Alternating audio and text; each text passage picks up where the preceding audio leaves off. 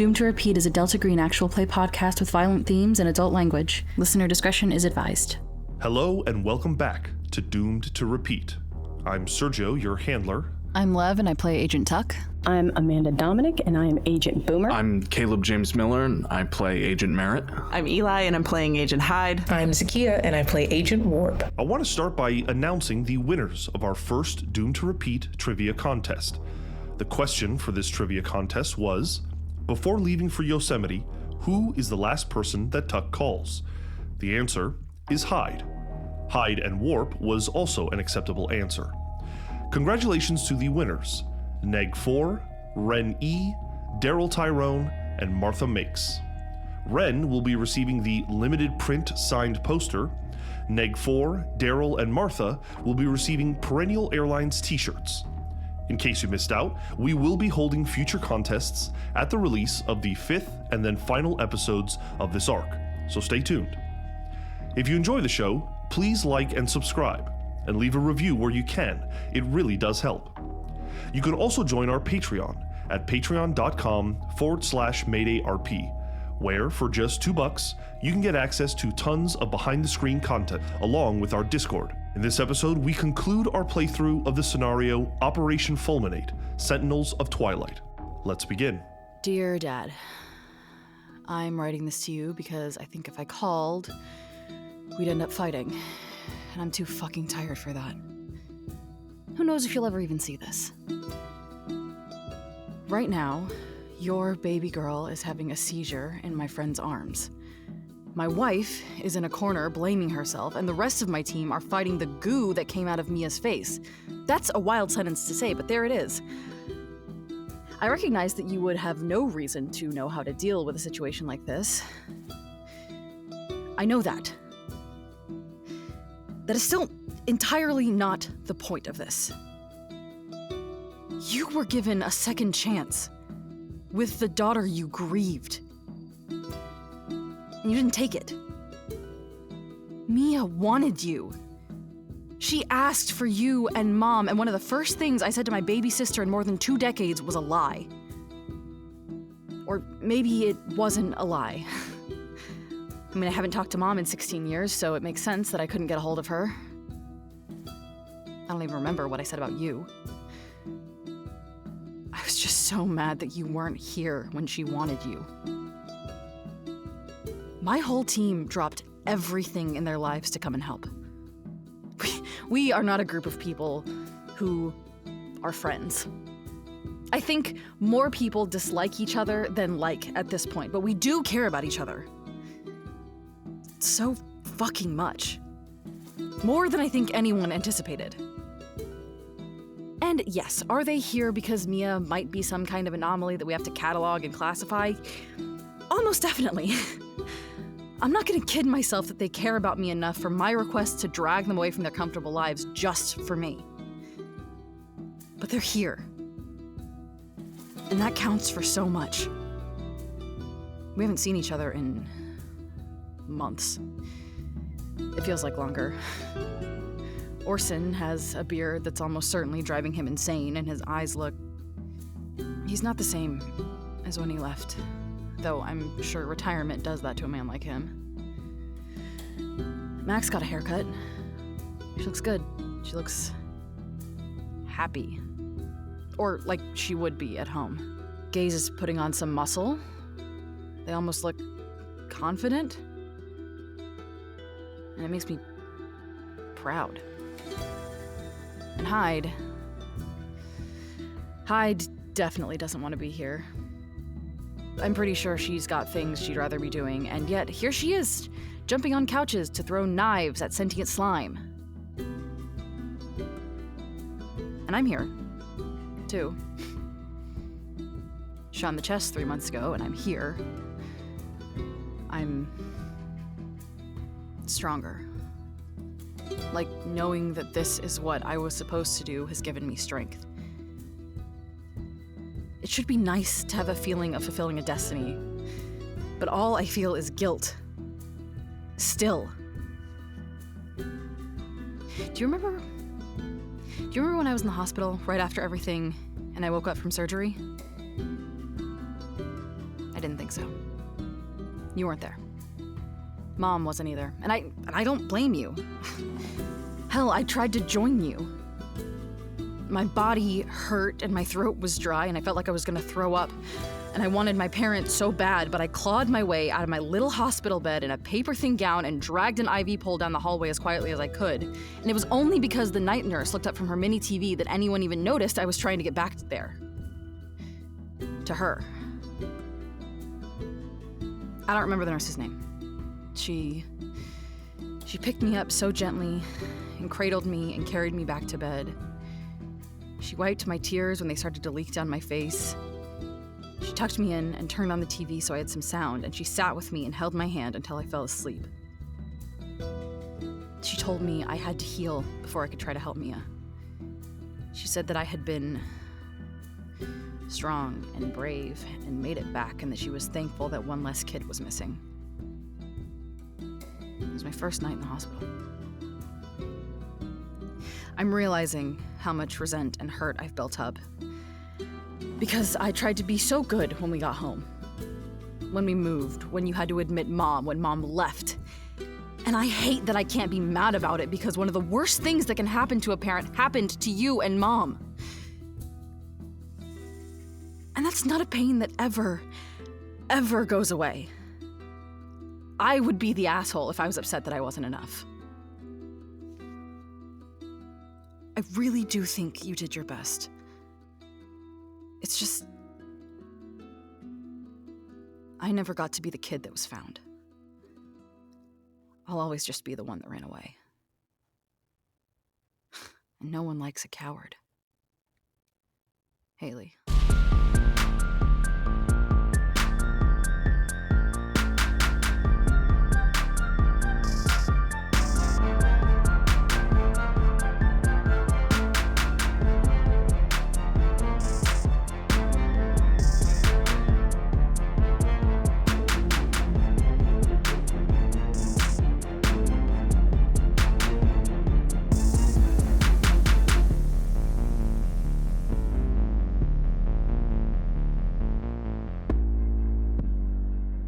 It is Thursday, October 1st at 6:45 p.m.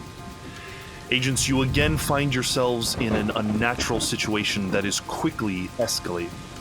There are currently 2 white blobs of flesh, mucus, it's hard to tell, pulling themselves with pseudopods towards the nearest exits. Merritt, you're barring Joe DeWant from the CMC from getting in just as much as you are trying to keep the creature from getting out. Tuck, you've tried to scoop one of them up with your newfound agility, but it just wasn't fast enough. And that one is currently crawling up the fireplace chute. The other is wriggling towards a secondary exit on the fireplace side of the room, fleeing from Hyde, who dropped a stack of flaming papers onto it. Warp, Boomer, the room is quickly beginning to fill with smoke as this thick stack of paper continues to burn. Hyde, you are at the top of the initiative. What are you doing? Good question. Guess I'm gonna try to boot the other slime, since the other, I assume that slime is in that's a fireplace, right? Yes, it is currently still visible, but just beginning to go up the chute where it will disappear. Do I want to boot the other one into the fireplace too, and we try to burn them both? I think I'm gonna do that. I'm gonna boot the other slime in that direction. I think a unarmed combat roll makes sense, but if you think you've got pretty good dex, I'll allow that as well. That's a success with an 85. Okay, excellent. So, talk me through what this looks like. You're kind of standing at the top of the couch. I think I'm gonna jump over the couch and just like a soccer kick, just kick it directly into I envision the fireplace as a soccer goal. Got it. Tuck is already ducking from it when it had jumped over, and you jump down and kick it across, and now it makes a sickening splat into the charcoal and leftover burnt wood that is still in the fireplace, which is not on, by the way.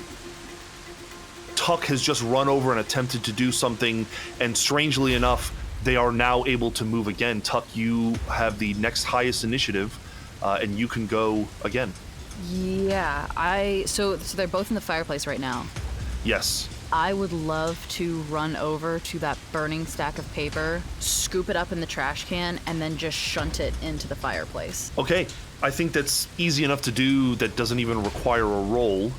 You scoop up the paper, making sure not to burn your hands and putting it into the bin, and then rush over and dump it into the fireplace.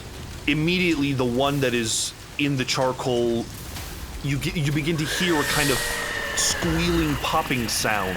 It's hard to tell whether air is quickly escaping or whether it's actually making some kind of corporeal screaming sound, but it's quite awful to hear. And the fire in such close proximity does seem to be affecting it very quickly. And the one that is kind of trying to struggle up is also its skin is beginning to kind of ripple at the warm smoke that is going up the chute. And I turn over my shoulder and shout to Boomer, Max, is she breathing? Is she? We'll find out on your turn. Warp, you are next in the initiative. The paper that has fallen into the fireplace is still burning, but it does look like it's going to take a little bit of effort to like really get a fire roaring. Right now it's still pretty tame. Okay, I'm going to... Does it look like there's any... There's like a pool table in here. There is a pool table. If you're asking if there's anything flammable, there is a small, next to the fireplace, there's a small kind of collection of firewood. If you'd like to throw more of that in there, if that's what your intention is. Yeah, I think I do. I want to throw more in there, but I also want to see if there's that little, like, toolkit next to the fireplace. I'll take one of those, something sharp out of those to make sure that if anything jumps out, we can, like, poke them deeper. So you're looking for a poker? Is that the idea? Yeah. I think that there would be a poker, so you'd like to spend your action or your turn grabbing a couple of pieces of wood and chucking them in and then using the poker kind of as a defensive tool. Yeah.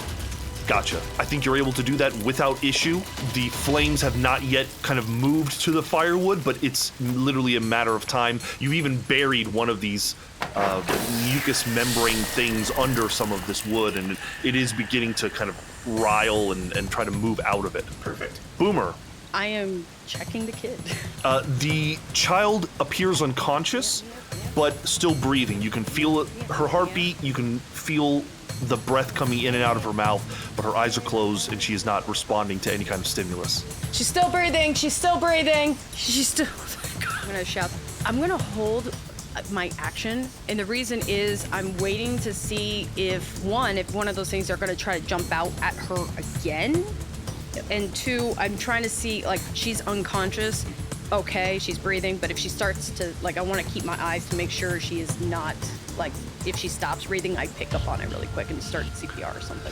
You could do one or the other. You can either defend yourself or you can pay attention to the child. Child, it is. Okay, so you kind of just back yourself into a corner and you're just paying attention to Mia, making sure that she's breathing and she's...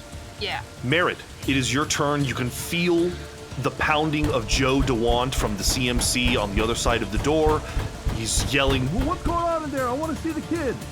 Joe, she's seizing up on this other side. We don't want to introduce any more strangers into the room. She's panicking. Could you find a field kit in the office, maybe a medical piece? We're trying to stabilize her, but I need your help. You can see her, but just give us a few minutes to get her propped up. Would you like to spend your turn trying to persuade him to follow your... Yeah, we don't want to lose Joe's attention, but we also don't want to introduce him into this room. Merritt's just trying to control the situation. He trusts the rest of the team to get the fire going. Go ahead and give me that persuasion check to see if he will listen to you. I have a 15 under my persuade of 50. Excellent. He listens to you, stops banging, and he says, I'm going to try to use the phone. I'm going to try to get Douglas. I'll be right back. And you hear him shuffling away from the door. Okay. Yeah, and then the rest of my turn will just be spent in defensive quarter of this door, making sure that they don't run for it. Ruhi is basically at Hyde's kick, screams out loud. She has seen something she's never seen before in these things, whatever these things are, and kind of drops down into a fetal position. She's holding her head, wants to pay attention to the kid, but is a little overwhelmed with what's happening. Super fair. The one that is crawling up the fireplace seems to be in a hurry and quickly disappears up the chute. The one that is in the stack of wood and currently being burned is going to attempt to get out of there. It's going to fail. It is covered in too much wood and is almost absorbing the wood. It's kind of like going through the wood and permeating through it and up, and you can see it bubbling to the surface, but the fire is clearly burning it, clearly keeping it from growing towards it, and it's kind of becoming centralized in the areas where there is no fire. And it seems you see these little pseudopods kind of reaching out to it, but it really seems to be affected by the flame and is not as powerful as it could be. We're going to go to the back to the top of the initiative with Hyde. If I am seeing that there is no, it's not like fully gone, then I'm gonna just try to put a couple more pieces of wood, I guess. But could we tell that the other one made it out of the chute? Yes, it was pretty visible. It's a relatively decently sized fireplace. You could see it climbing up the back like a loogie that was hawked onto the back wall, and it has now kind of slipped up into the chute and is no longer visible. Should we go after it? I don't think we should go outside. There are more people in this place. If it gets to the second floor, if it gets to some of those hikers that are trapped in here, we're going to have the same issue on our hands. Yeah, that's my thought. How do I get to the top? Is there like a way, access point to get up to the top so I can maybe try to block? I don't know if I can do that in a complete turn. Actually, correct me if I'm wrong, anyone that has not lived in a place that has a fireplace, but I believe there is a way to close the fire. The vent. There is a flue. Yeah, you can like close it. Yeah, I don't know anything about fireplaces. I'm gonna say that yes, there is a there's like a brass lever. There is a way to close the exit from the top of the fireplace, but you do know the result of that, which is that any smoke or fire that is created will basically linger in this space and will fill up the space with smoke. I don't care. I'm gonna close it. You are able to run over and close the flume. You can hear the metallic twang as it closes up like a floor above you. This fireplace is made of stone, and as far as you know, that thing is probably not going to be able to escape easily while it's up there. Warp, what would you like to do? I want to open the windows if they are the kind of windows that have mesh on them. Like, I don't want to open the windows and give these flubbers a new door, but I do want to open them so we don't all, like, choke. I think you can definitely open the windows. I think most of them might have bars on them, maybe at worst. These flubbers appear very permeable, and it probably wouldn't be too much of a risk, or it wouldn't be too difficult for them to slip out, but yeah, maybe getting some fresh air is more important at the moment. Okay, cool. While I'm doing that, I'll yell to Boomer, if you have any alcohol, right into the fireplace. Speaking of, Boomer, it's your turn. I'm gonna be like, I don't, but there's gotta be some around here. Can I have a look? Make a luck roll. Ooh, that's a success with a 23. Okay, you pull open the closest drawer to you, and there so happens to be a half-drunken bottle of whiskey. I just chucked that bitch into the fireplace. Make an athletics roll. Ugh, I failed. You don't throw it in hard enough, and it clangs to the floor, sliding and stopping at the hearth. Tuck, what are you doing? I think Tuck is more worried about the thing getting out than the fire actually starting. And given that the fire's pretty low, Tuck is gonna reach up and put the poker up through the chimney and try and scrape the side down and pull the goo back into the flames. Give me an athletics check. Basically, you're going to reach towards the back and up into the flume, and you're going to be within inches of this white bubbling thing. So I need just to make sure you are able to keep your distance. Athletics. Ooh. Oh no. Oh no. Serge, I crit failed with a 99. Wow. Holy shit. Okay. My God. I'm just gonna say you'll take a full 6 damage as you reach in and under. You can feel this thing, not to mention that the flames are within inches of you as well, but what burns more is this white substance, which is its little tendrils are able to grab onto your shirt and almost immediately begins to burn through it, and that hot smoke and that hot vapor is now burning your flesh as well, and the white begins to move, and now it's touching your skin, and you can feel it burning the whole side of you here. You've taken more than 6 damage. I need you to make a Constitution ×5 roll to see if you are stunned by this. I think that's a possibility. But I passed with an 18. Okay. Thank God. You are not stunned, so you may continue to complete your action, which is to try and get this thing down. Are you just kind of randomly throwing the poker inside and up? Yeah, just trying to like scrape all the sides and like starting at the top and just spiraling my way down. This feels like a unarmed combat roll to try and get this thing. 32, that's a success. You hear the metal banging on the brick, and then all of a sudden it feels like it sinks into something. And when you pull it down, you feel the suction of the thing stuck to the wall pop off, and it tumbles down the chute. I need one more dexterity check from you. I'm gonna say this is a dodge roll to determine if this thing falls flat on your face. Oh my Well, god. dodge is a solid 95, so as long as I don't roll a fucking 99 again. It's an 82, so I succeed. Everyone sees Tuck roll out from the fire, but whether it's from the white thing that was still in the fire or the fire itself, you can see smoke coming off from the side of her chest there. What is your current health, Tuck? 3. 3. Okay. God. I have 9 hit points. Guys. Episode 2. It's episode 2. Look, it's down. Someone put fucking alcohol on it and burn I got this thing. you. You've suffered a great amount of damage. You've effectively been set on fire. I will ask for another sanity check from you. Let's go.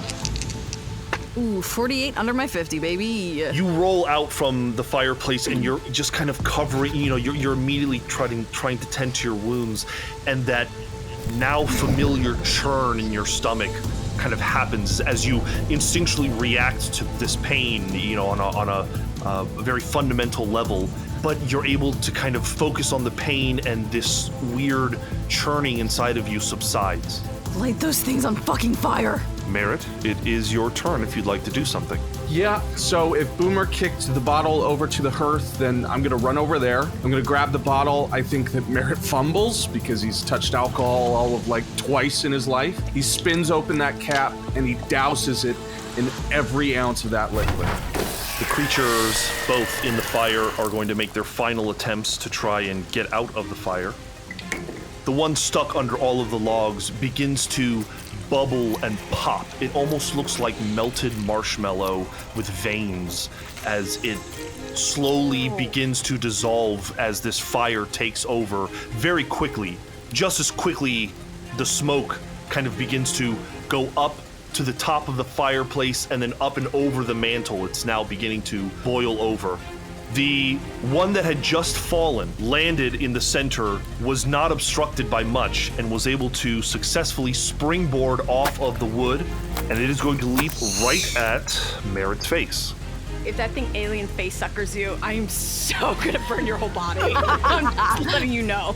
It leaps out, projects itself from the fireplace, and kind of lands haphazardly on your neck/chest. Immediately, you begin to feel this burning sensation. The rest of you see the sizzle rise from his neck. Merritt, you're gonna take 2 damage from this. Oh, not the neck again. Ruhi continues to scream in the corner. Hyde, you're back at the top of the initiative. There's one thing left. Hyde's just gonna react to that and not even think about it and try to just grab the blob off Merritt's neck and just throw it back into the fire. If you want to try to pry it off, let's make some contested strength rolls against it. Oh, how strong is it? It's a lychee boy. It's a fail with this 93. You grab onto it, and immediately you can feel the palms of your hands as if you've stuck your hands in fire. You take 2 damage. You feel like you've got a good grip, but what's weird is that it's so wet and slimy, and you just it almost feels like you're just jamming your hands in Jell-O. You can never quite get a good grip on it. and you can see that your fingers are slowly sinking into it as if it's absorbing your hands. I'm going to say that you feel like you cannot pull your hands away from it now. Shit. God damn it. Tuck, you're on the floor. You look across the way and you see Ruhi in the corner just kind of rocking. Baby, it's okay, it's okay. I'm gonna just start, I like rip the buttons off of my shirt so that I just have a tank top on underneath, and I wriggle out of it. I think I'm gonna throw it to Warp. And I'm gonna say, cover your hands, get it off them. And I'm gonna start crawling toward my wife. I think even crawling, you are able to get to her. And I'm just gonna be close to her. Yeah, she acknowledges that you're there, but she reaches her hand out and sees the sizzling part of your flesh and just kind of retracts her hand, unsure if she can even touch you. It's okay, it's okay. We can deal with this. Boomer, you are very close to this situation. You have moved a lot closer. Oh, I'm out. You're backing I'm up. almost out the door. I'm not joking. This is getting out of control. Thanks, babe. If that thing even comes an inch towards her, out the door with the kid. I'm just letting you know. So you are going to position yourself by the door, the exit. Hell yes. Yeah, take her to Joe. Even better, take her to Joe. Why? I just need Merritt's permission. I'm already out. Yeah. Okay, I'll say that you can get as far as you open the door and you walk about halfway down the short hallway, and you can see only Joe. He is on the telephone, and he appears to be talking to somebody on the phone, and he's just beginning to notice you as you're kind of making the corner, rushing with the child. I'm gonna be like, did you get that medical assistance? Because I do have like a little of that first aid training. I'm like, I just wanted to get her out of there. Let's go ahead and get her. If you have any liquids in the kitchen, infirmary, and grab Joe with me. Yeah, he's pointing enthusiastically on the phone, saying he's got the visitor center on the phone. Okay, she's still breathing. Like, I'm gonna tell her symptoms to Joe. Warp, you opened the windows last round. What would you like to do now? I have Tuck's shirt in my hands. I want to rip the curtains down and give an extra layer of protection so I can grab this, and if they're sprayed with flame retardant, then that would be helpful. If not, I'm still gonna do it. You tear off the curtains, wrap the shirt up. Okay, cool. If I can, I want to make a move for the mucus. I think that's easy enough to do. Okay, you're now shoulder to shoulder with Merritt at the fire. I think that's it. If I can't rip it off his chest, I can wait. Merritt, anyone passing by might think Hyde is trying to choke you if it weren't for this huge glob that has stuck you both together. What do you want to do? Yeah, how is the fire so burning that I couldn't pick up like a piece of the burning log or anything? Is there any clear piece of firewood in the fireplace that I could pick up and use almost like a torch? The right amount of time has passed that, yes, there is probably at least one log that you can pull out that is on fire, but not so much that you can't hold it. Okay, so like removing a tick, I'm gonna just grab that torch and bring it as close to my neck as possible just to ward this thing off. I'm gonna ask you to make a melee weapons attack against it, and depending how it goes, I might need to ask you both to make dodge rolls. I fail with a 44 over 30. The fire comes within inches of both of you. I need you both to make dodge rolls or you're going to get burned. Hyde critically succeeds with an 11. Yes, bitch. I also succeed, thank God. Yeah, what basically happens is Merritt raises the fire to his neck, but you're also both flailing, and the fire almost makes contact with your flesh, but one of you just knocks the torch from his hands, and it drops to the floor. Hyde, you are able to free yourself from the creature, and the thing reacting to the fire detaches and it drops to the ground.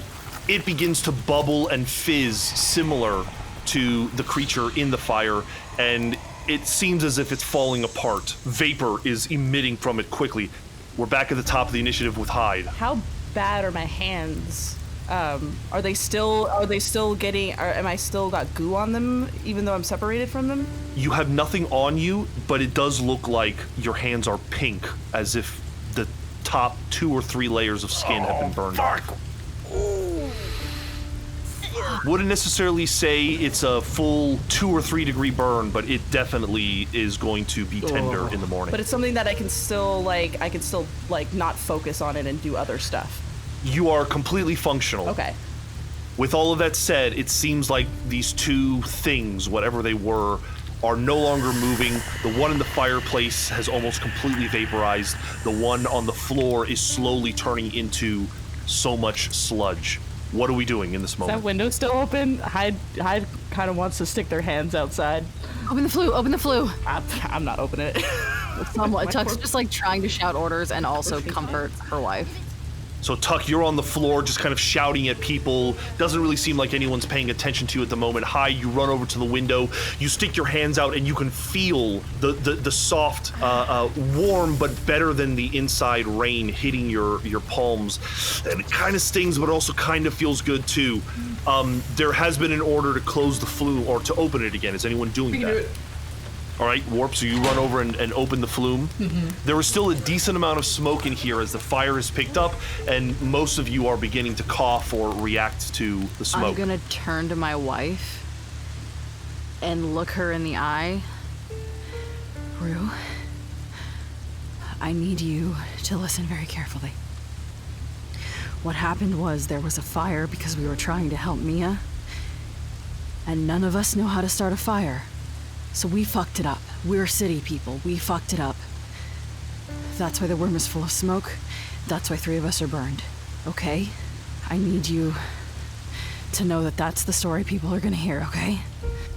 Please make a psychotherapy roll, or, let's see. Well, there's an argument that you could make a persuade roll as well. I think, though, this is... You're almost kind of trying to bring her down as well as convince her of something. I do think the psychotherapy is a little more appropriate. Since I have experience talking people down with my mother, would that give me any advantage here? I mean, the problem is you're asking somebody to go with the program, go along with the flow, and they've just witnessed 2 alien boogers run around the room. They've witnessed you catch on fire. It's a lot. You're lucky that I'm giving you the base roll and not a -20. No, it's super fair. This is their inciting incident, right? Yeah, I had to ask for the hell of it.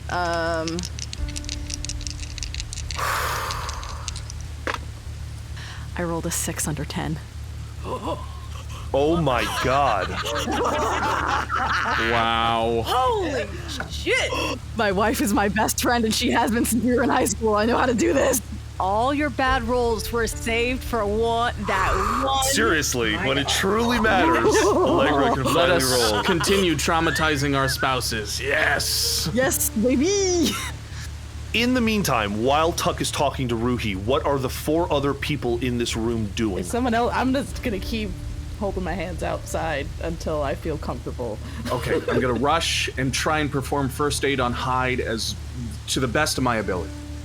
Okay, do you have a first aid kit with Well, you? Boomer has one. I could go get Boomer.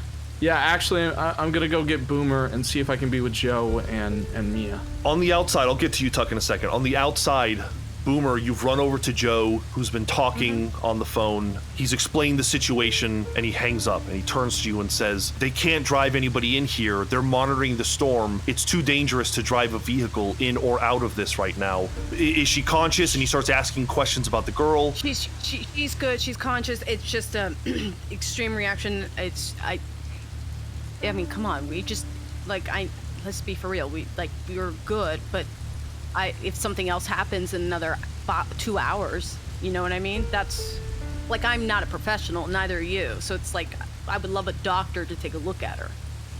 Then our best case is we're gonna have to get her out of here. As you're having this conversation with him, you hear some commotion from upstairs, and running down is Tomika Gallegos, the woman that found Mia.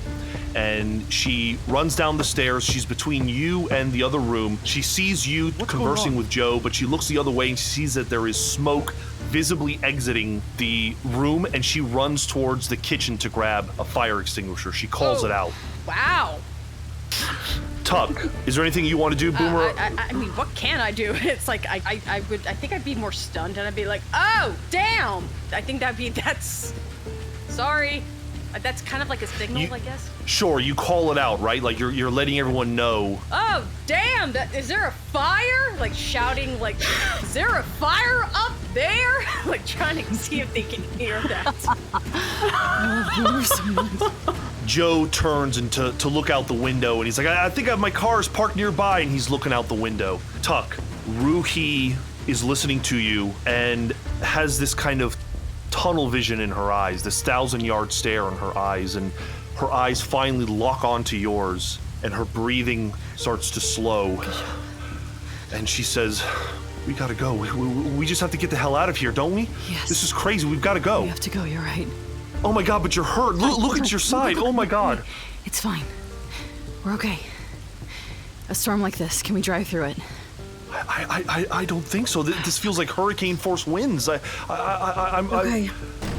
Tomika runs into the room carrying a fire extinguisher. I immediately start talking. I'm like, I'm so sorry. This is my fault. I tried to start a fire. I thought it would be comforting for her, and she freaked out because it was too bright. It's my bad. It's all my fault. We don't have fireplaces. And Tuck's just like talking and trying to like make it seem normal. Tuck is on the ground rambling. Merritt, Warp, and Hyde, you see Tomika run in through the secondary room, and she's ready. She's trying to break through you guys to get to the fireplace. There's no need for that. Everything's under control now. What's with the smoke? Why is there so much smoke in here? I don't know about flumes, and I didn't open the flume, and There's remains of those things in the fireplace, yes? If you look closely, yes. It looks like a giant marshmallow has melted in the middle of it. Ma'am, please, we can explain right after. But my friend, she's hurt. She might be going into shock. I need your help immediately. I show her my hands. Tomika can see Hyde's pink palms, and she says, oh my God, I'll get the first aid. Well, 1 second. And she runs out of the room. Everyone, we need to get rid of the bodies. Well, I think the fire will take care of that. Not fast enough. We need to make sure that there's nothing left over. If she sees even a scrap, we are doomed. Warp curtains? Yeah, I'm going to scoop up the melted marshmallow. And if Mia came with, like, you know when they put, like, evidence holding in a plastic bag? Something to put it in. Yeah, so Mia received a small kind of go bag from Joe, so there's like a little plastic bag that you can absolutely use. I use that, and I put her stuff in my bag. That's fine. Just give me a dexterity or dodge roll. Dex or dodge. Dex it is. That's a success with a 30 under 70. You are able to scoop up enough of this. Now, something that stands out to you is that as you scoop it up, it's already shrunken in mass by about half. So the little that you do scoop up, you're able to kind of wrap up and then shove into this plastic bag, and then you put it into your own backpack, correct? Yes, in the plastic bag in my bag. Yes. You're able to successfully do that. Boomer, do you stay in the hallway with Joe? Absolute. I'm not going in there. Okay. As the craziness of the situation finally begins to die down, there's a moment where you think you've been able to successfully hide everything, and then the power goes out. Fuck. Of course it does. Of course it does. The familiar hum, that electric hum that is always audible when you're in the city, disappears, and all that's left is the pounding of the rain outside. It is pitch black, except for the occasional streak of lightning. I turn to where I assume Haley is in the room and call out to everyone, we need to get to Mia. Stay on Mia. Yes. Everyone get to her fast. And I'm as going to you move out into the hallway and try and find Joe and Mia and Boomer. I'm gonna go close the window. Thank you. Tuck, you've taken a lot of damage in this round, and I think you are struggling to get up. I think Ruhi can help you up. The rest of you start exiting the door, and it is totally dark. As you make it to the door, you hear the people upstairs, all of the campers. They scream as the lights go out. There's a quiet as they die down, and then outside you hear the shrillest death scream you've ever heard.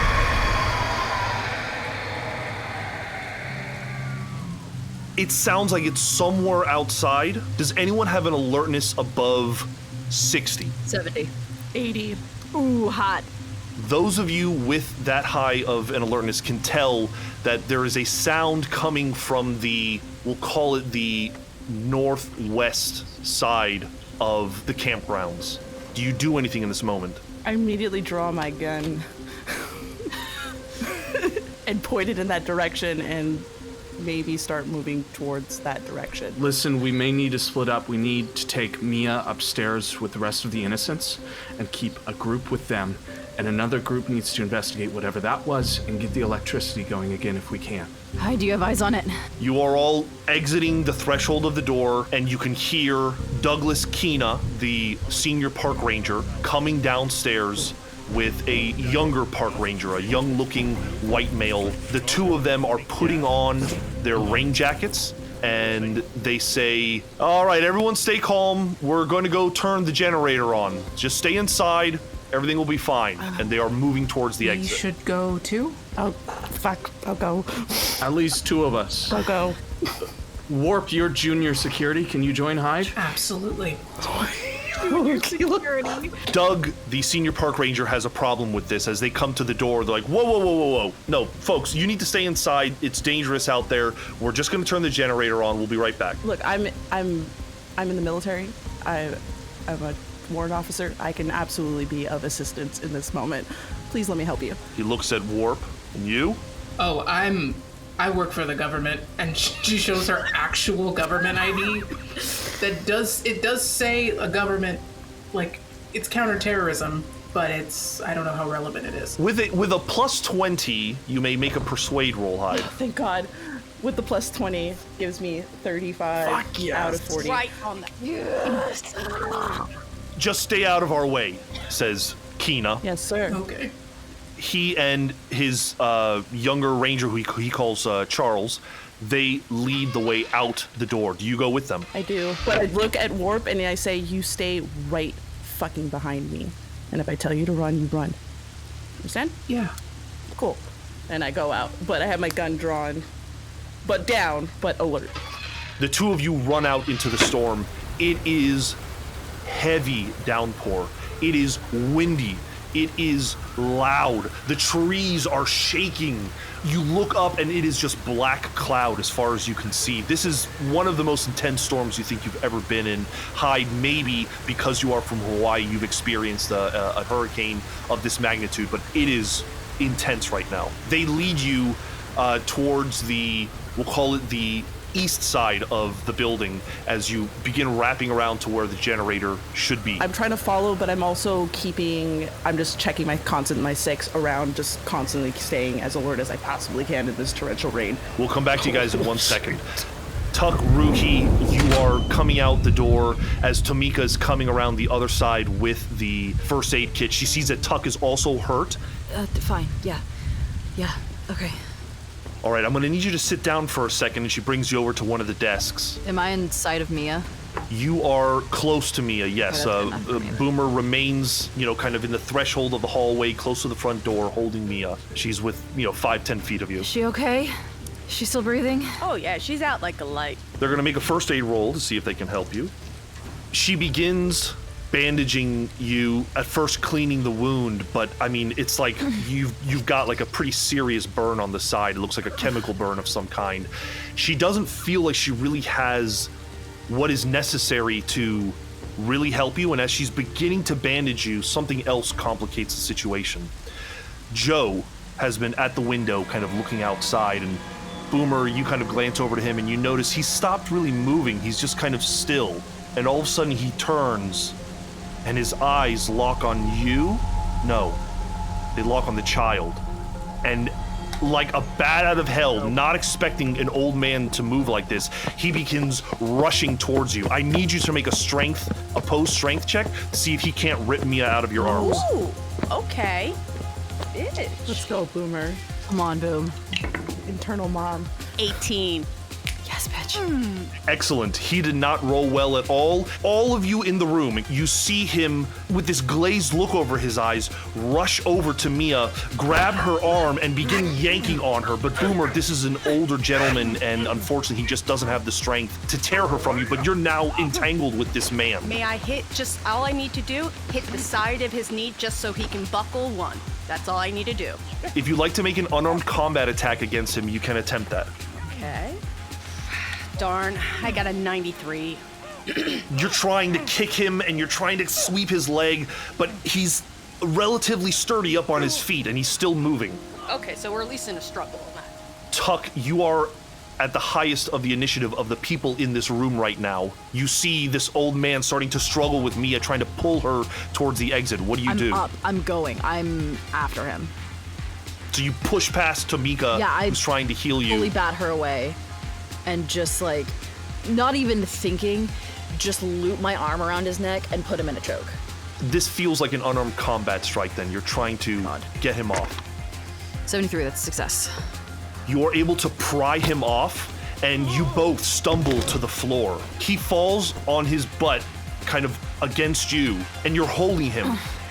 The rest of you, including Boomer and Merritt, you see this glazed look in his eyes kind of disappear. And all of a sudden, he's present and conscious, and he looks down at this woman's arm that is choking him, and he's like, what the hell? What are you doing? Get off of me! What are you doing? Don't hurt her! Sit the fuck down, you motherfucker! Shh, don't move! Get on him.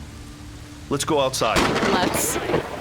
Hide, Warp, you follow Douglas and Charles around to the far side of the cabin to the ranger station. You're standing there in the pouring rain as Douglas is very kind of nonchalantly showing Charles how to get the generator started. He's pointing it out, he's checking the fuel, making sure everything's good, maybe going a little slower than he should if he knew what you knew. Can you speed this up a little bit? Yeah, how's this generator going? This is a junior ranger that I am showing how to do this. This is something that needs to happen, so please, folks, stand by. I don't know why you're even out here. Hyde, you're the one who's paying attention. I believe you said you were making an alertness check, right? I can make an alertness check, yes. Yeah, go ahead. Warp, why don't you do it too, since you're probably doing the same thing. That's a success with a 47. That's a failure with a 77. Hyde, you are the first to notice this. Stepping from the south, the southern tree line, you can see that by that tree line there is a small shed with about 6 four-wheelers and a Jeep. And this shadow emerges from the forest. And it takes you a moment to focus and realize what's happening, but some kind of man, a very, very tall man, maybe 12, 13 feet in height, emerges from the trees. And you realize it was probably there the whole time, but you just thought it was another tree. And there is no light, but you can see this enormous silhouette. And it begins pummeling the vehicles that it is nearby. And as it begins smashing one of them, sparks begin to fly. When the sparks ignite in the air for just the briefest of seconds, you can see their face and their skin. This is some kind of man, but their flesh is like this gray yellow tone. They are completely soaked, and they are dressed, they are completely nude except for a loincloth, but they are covered in elaborate piercings and studs and jewelry. There is large hoops of jewelry hanging from their neck. Their nose is studded in some kind of strange metal. Their eyebrows, the forehead, and you swear for that moment of light coming from the machine that it is destroying, that you think you see an elongated head, as if it's human, but the skull is somehow several inches longer than it should be. It's a lot to take in. You're the first to see it. Give me a sanity check. Welcome to my trauma. That's a fail with a 54. Roll a d4. Sergio, what the fuck? I don't know, I hate it. I don't like this thing. No, you never do. Fuck. It's 3. Make a good one next one, Serge. Make it nice. So, would you like to project that sanity, or are you going to eat it? No, I'll project it onto Micah again. We're just gonna, just more relationships. Roll a d4. That's 2. Okay, so you're only going to lose 1 sanity, but remove 2 from your willpower and your bond with Micah. Oof, that willpower is draining. This thing is making a lot of noise. Warp, you're also going to see this, as well as Douglas and Christopher. So, Warp, go ahead and make a sanity check, please. I got those. No danger here.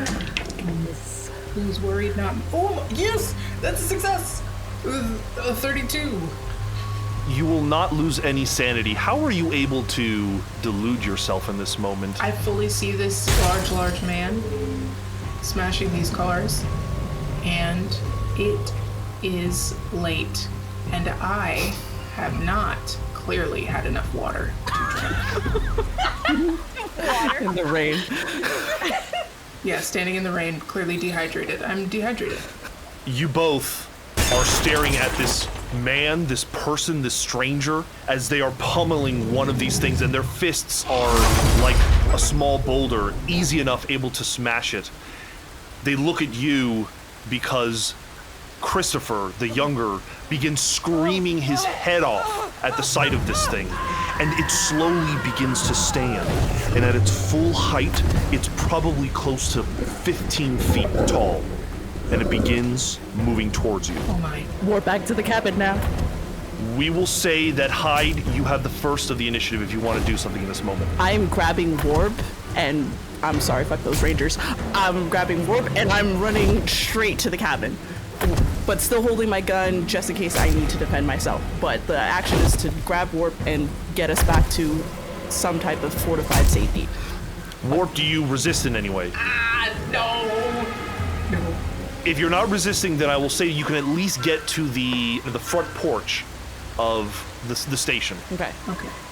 I assume you're keeping your eye on this very tall stranger. Yes, I'm trying to put Warp behind me as much as possible, but I'm not leaving, I'm not losing sight of wherever this creature is. You're watching it as you go up the steps, and you see Charles running, and you can see that Douglas, the older gentleman, is kind of standing there in shock, just kind of taking it in. And he goes to the generator to try to turn it back on, and he starts pulling on it.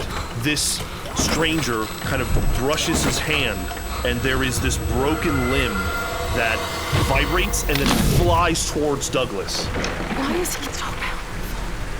You just see Douglas get hit by this branch and then fly off in the opposite direction, screaming. I'm not gonna think about that. Nope. I think you do need to make a sanity check for witnessing that, though. Even if I close my eyes and pretend. If you think you would close your eyes, then yes, you can. No, I wouldn't. I'm very alert, but I failed the sanity with a 68. Okay, you'll just lose one sanity, as it's not entirely clear if he's dead, but he certainly took a hit from a floating projectile that this thing seemed to have some kind of control over. No, it's fine. Back inside, everyone is yelling and screaming. Merritt, make an alertness check for me real quick. I succeed with a 36. You're able to see that Joe is reaching for a small handgun that is at his ankle. So you're the first to see this, as everyone is kind of yelling and tussling. Rather than grabbing at my own pistol, I'd like to try and beat him to his and just hold him at the ankle, not even take the thing out of it, just hold him there where he was grabbing. I don't even think it's a question. You can run over and do exactly that. You put your hand on his ankle, you can feel the stub-nosed pistol, and he looks at you like, how did you catch me doing that? I need you to look at me, Joe. You had a fugue state. You were standing at the window, you saw something, you blanked out, and you attacked Mia. Do you remember any of that? I remember being at the window, then I ended up here on the floor. I thought one of you pushed me. No, we wouldn't do that to you. There's something going on here. Did you see something? Do you remember seeing something at the window? I remember a shape. Yes. I saw something out there. Yeah. Describe it to me. A person. I think it was a person. And then it felt like they whispered something in my head, and I don't know. I just needed to grab the girl. I just knew that I needed to get her out of here. Joe, we are in a lot of danger, and there are a lot of things happening to you right now that I don't think any of us can explain, but we need to keep Mia safe, and we need to keep everyone in this building safe. And that means getting the electricity going again and making sure that we're up there with them. Do you think you can stay with me? Do you think you can avoid those windows and just try and focus on what's going on here? Look, that was a one-time thing. Sure, I'll stay away from the windows, but I know what I'm doing. I should have my pistol out. No, you should not. I don't think so. Respectfully, Joe, you just attacked a child, and after what you saw, you don't have any authority either.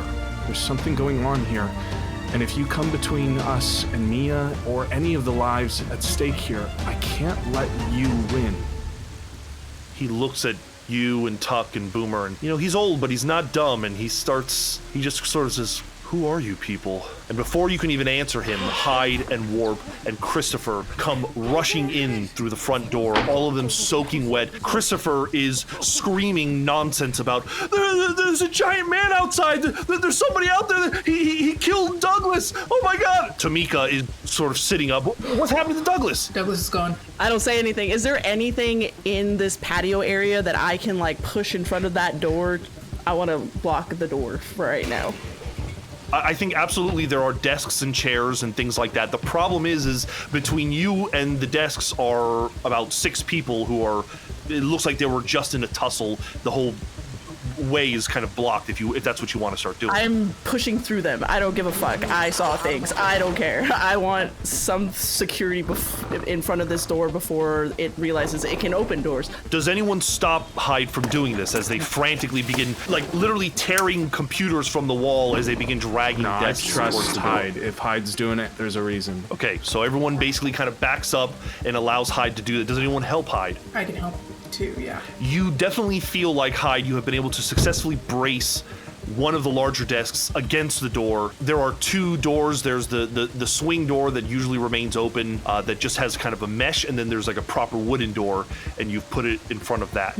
Once all of that dragging and that screeching of wood stops, again, you're just left with the sound of the rain, and then more crunching and smashing sounds. It sounds like vehicles are being crunched. You hear a car alarm go off and then quickly get smashed and it dies out. Are they trying to lock us in here? I think we're trapped.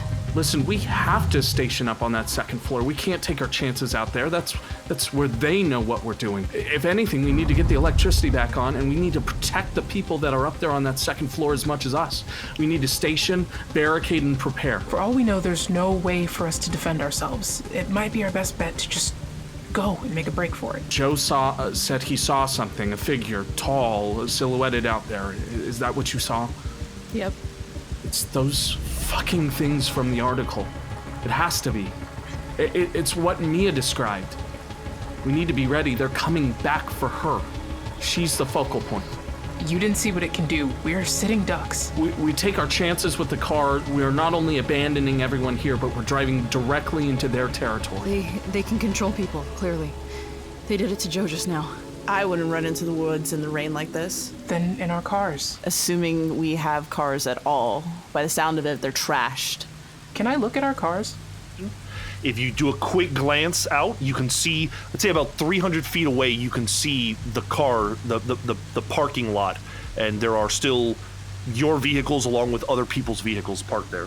Maybe a team could stay here with the innocents, and another team could take Mia in the car. They don't want the innocents, they want Mia. But these people, we have to keep them safe. What about her? What do you mean, what about her? I am doing everything in my power to make sure she's okay, but she's not the only one at stake here. So everyone for themselves, tell them to run, and I mean, if you got 50 people running, there you go. There's your distraction. We're not supposed to be here anyways if you... I'm sorry, but no one is actively on duty, and they know as much as we do about those things out there. We all have equal chances of survival. Let's just try. Everyone try. Throw everyone in different vehicles and go? If we all work together, I think there's a situation that all of us end up surviving if we play this smart. But if we're going straight to letting everyone fend for themselves, then we're no better than the people we just spent a year fighting in Michigan. Situational awareness says that we have to either move or we bunker down. If this place is not safe enough for us to bunker down, then we need to move. Okay, well, what supplies do we have here? We don't know. We have no idea what resources we have. We are very adequately unarmed for whatever that thing is outside. I watched him sweep a man away. I am telling you right now, we need to figure out how to get out of here. Hyde, do you even feel comfortable driving in a storm like this? I have driven in terrible weather like this. I can make it work as much as possible. In this moment, Mia wakes up. She is crying in your arms, Boomer. Hey, what's up? You feeling okay, kiddo? What's going on? I'm sorry about that. Yeah, these jerks right here talking loudly, right? These suck. They can't come up with a plan. Let's go over this side. Merritt. Yeah, I'm listening, Hyde. What? Yeah. We can't fight it and we can't beat it. And if it's going to get in here, it's going to get in here. What do you want to do? I'm with you, Hyde. We need to get to the van and we need to leave. What do we do about the people? We hope that Mia is the thing that's drawing it, and that's enough. As far as we know, only 1 or 2 people are aware of what was out there. That is as close as we're gonna get it. If we can get out of here, we can tell the program, we can tell somebody who can help these people. We cannot help these people. If we die out here, we can help nobody. Boomer, Mia is crying, and when she sees where Tuck is, she is reaching out for Tuck with open arms. Bring her here. Easily toss kid over. Without any regard for your burnt side, Tug, she digs herself into you and is just kind of softly crying. We're okay. In that way that children who don't quite understand what's happening cry. No, it's really scary, huh? There's a lot of stuff going on. Loud, huh? Okay, Hyde. Don't want to make the decision, but we have to make it. Okay. Are you armed? I have the rifle in the truck, too. And as far as I know, nobody else from the cabin, or everybody's upstairs, right? Other than Joe, who has been downstairs quietly, and Ruhi, everyone else is upstairs. So Joe has heard this entire conversation. Absolutely, yes. He has been quietly kind of sitting in the corner, not trying to make any sudden moves to upset you all. We should take Joe with us. Okay, I'm okay with that. Us and Joe. Us and Joe. I look at Joe. You ready? Why are you taking me? Because you heard everything. And the alternative is not something you'd like to hear, or I'd like to deliver. What are you people, CIA, FBI? Both of those work. You know what, Joe? Maybe if we get out of this, we might talk about it. Do you want to come with us, or do you want to stay here? Do you want to go, or do you want to stay here? I want to make sure that girl's okay, so yes, I will go with you. Then stay on our ass and shut the fuck up. He's gonna stand up and he's gonna pull out his small snub-nosed If you pistol. want, I can definitely tell you everything afterwards. Warp knows I'm really good at explaining things like this. Yes. Boom. You used a gun before? Yes, of course. You have? Okay. Here, and I give her mine, and I hoist Mia up, and I turn to Rue, and I say, "Oh, I really wish you hadn't been so stubborn about coming with me. I really don't want everyone I love in one place. But we're here, and that's what's happening, and I need you just to run to the car. I need you to hold Mia, because I can't do it. And I need you to run to the car. Got it? Don't look up. Don't listen to anything. Look at me, or look at her, or look at the car. Nothing else. Okay? Please. I'm just supposed to run out there with giant people out there? I'm sorry, baby. I'm so sorry. I'm so sorry. It's I okay. just need you to get to the car with her. Okay, I got it. I got this. No matter what I you got hear, this. you get to the car and you go. Okay, well, just stay close. Just try to stay close then. Be close, baby. I'll be close. So what is the game plan? We are going to try to exit, and I'm going to try to keep like in front of whatever that thing is, so that everybody can make it towards the vehicle, and then make my way. So give me a marching order then. Sounds like Hyde is first.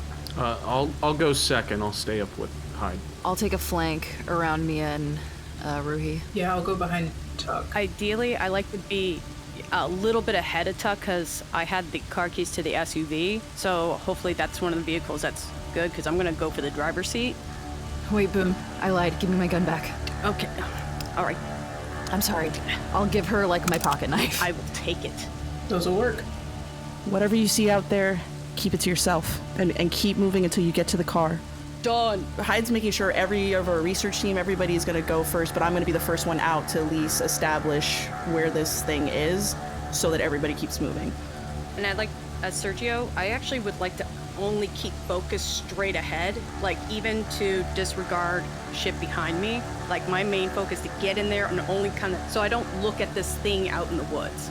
My goal is just like only at the car. You're going to try to put on some blinders, and whatever's happening around you, you're going to ignore it. I'm focused, yeah, laser focused. Everyone has made the decision to get out of here quickly, to buy yourself as much time as possible. You are pulling your weapons, getting ready in whatever fashion you think you need to, putting on rain slicks, etc. There is just this moment of peace as you're all getting ready, and Mia, who is conscious, being carried by Ruhi, is kind of fixated on you, Haley. and quietly says to you, whispers to you, Haley, can we be sisters again? Of course we can. We've always been sisters.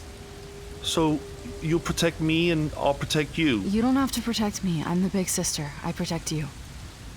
And I'm sorry I didn't do a good job of that last time, but I'll do better this time. It's now or never. Hyde, you've got your hand on the door. What are you doing? I open the door as quiet as possible. I slowly step out first to establish wherever this thing is. And I'm like, have a hand out to hold.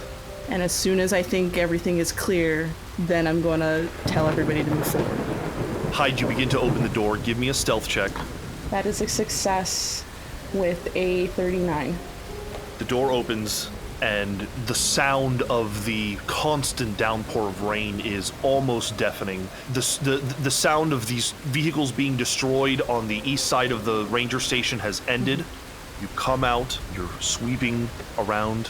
You only have, maybe a 85-degree view of the area because of the way the ranger station is built, but you get up to the corner of the wall right where the water is dripping coming down, and you poke your head around the corner where you last saw this tall man.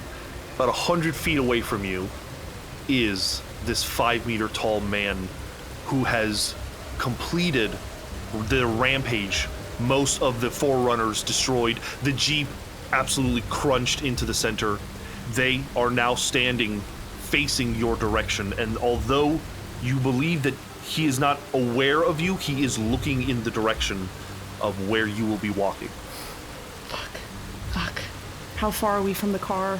I would say mechanically you're about a solid 2 rounds to get to the car, and then it's going to take about a round to get everyone into the car. Damn it. Agent Tuck, in this quiet moment, you're sitting there waiting for the signal. You can barely see Hyde because you're kind of more in the middle of this conga line of people. And inside there's a part of you that's like, you can do this. Not only can you do this, you are the one that can keep these things at bay. Nothing is going to stop you or your sister from getting out of here. I think as that feeling bubbles, I'm gonna lean forward, kiss Mia's head, and say, stay with Rue. I'm gonna keep you safe. And I'm gonna kiss Rue on the side of the head. And I'm going to, as quietly as I can, break from the group, go to one of the windows, and just try and get an eye line on the thing. Please give me a stealth check. Success, 29 out of 55. Everyone is so focused on what's happening, no one is expecting you to do this. You take just a step back and another step back. You're able to get to the window, and you're able to jump out if that's what you're choosing to do. As I walk, I'm taking the sweatshirt of Mia's that I brought out of the bag, and I'm stuffing the bag into the sweatshirt so it looks like it's full of something, so that it looks like I'm carrying her. Yeah, go ahead and make a disguise roll, please. There's no way. No, I got a 95 on it. I think the best you can do is probably like stuff a pillow into the sweater, but there's no head or legs or arms or anything. Mostly just trying to make something that looks weightier than it is. You want to jump out the window, all in this action too? Yep. You open the window, which is basically just kind of a wooden flap, and jump down, leap outside and land in the mud. And as you stand up, you look, and less than 25 feet, 30 feet from you, within running distance, is a figure that you have seen from your past return, and you've made enough noise that it glances in your direction. I think this warrants another sanity check, now that you have seen this thing up close again after 23 years. That's a failure with a 61. What's going through Tuck's head in this moment? Is it just the megalomania? I think it's a little bit of that, and I think it's a little bit of Tuck realizing that Mia had to see this thing for years and years and years and years and years, and she was scared all the time for years and years and years and years. So it's her turn. It's your turn to be tough. Yeah. Roll a d10. Oh, fuck. 5. Roll a d4 for seeing this thing again. 2. You're going to lose 2 sanity unless you want to project I've already it. fucked up my therapist, might as well. And I kill another bond. So I'm down to 8 willpower, and my bond with my therapist is gone. That 5 that you rolled, please add it to your Constitution score permanently. Okay. Constitution increases It's to back what? up to what it was. It's back up to 13. Which gives you, we'll round up 12 Okay, health. this is my question, because I had 3 health. Do I go up to 6 health now? Yes, I think that's what you'll do. You go up to 6. What also happens is I'm going to allow you to mechanically choose, would you rather heal rapidly or gain armor? Gain armor. That's sick as fuck. Tuck, you leap out and you stand up and you see this 15-foot tall entity that once took you and your sister in the night and has haunted you your entire life. It's looking in your direction with no care, as if it's only noticing another ant. And that is when you are filled with rage. You are ready to complete what you set out to do at the beginning when you found out that Maya was here. You are fulminating, and you feel your flesh begin to crawl in a way you've never experienced before. And you look down at your arms where you're holding this, fake doll of Mia, and the forearms begin to bubble, and before you know it, this thick kind of blue carapace begins to emerge out of your flesh. And you can feel your shoulders and your shoulder blades suddenly becoming thicker, harder, stronger. Until I tell you otherwise, you now have an armor rating of 3. That means any damage that comes to you, you may reduce 3 of it. But there is this now visible blue shimmering exoskeleton in many portions of your body. Agent Hyde, unless you had something to say, you notice the entity's attention, the stranger's attention, go towards the east side of the building, and it is no longer staring in your direction. What do you do? I just make the sign to go. You give the signal. Yeah, and then I'm gonna step out, hold the gun, and get people to start heading towards the car. So you're gonna wait in place until you know everyone has exited the building and is making their way. Absolutely, I will be the last one out. Does anyone resist that? Is everyone just rushing towards the cars?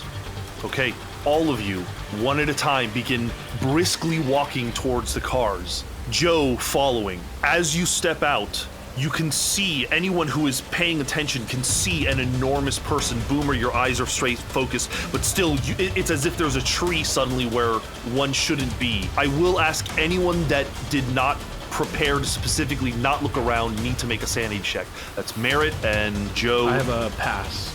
Joe unfortunately failed, and he is going to roll a d4. Well, at least Joe knows now, I guess. Joe, don't scream, Joe. Joe, don't scream, Joe.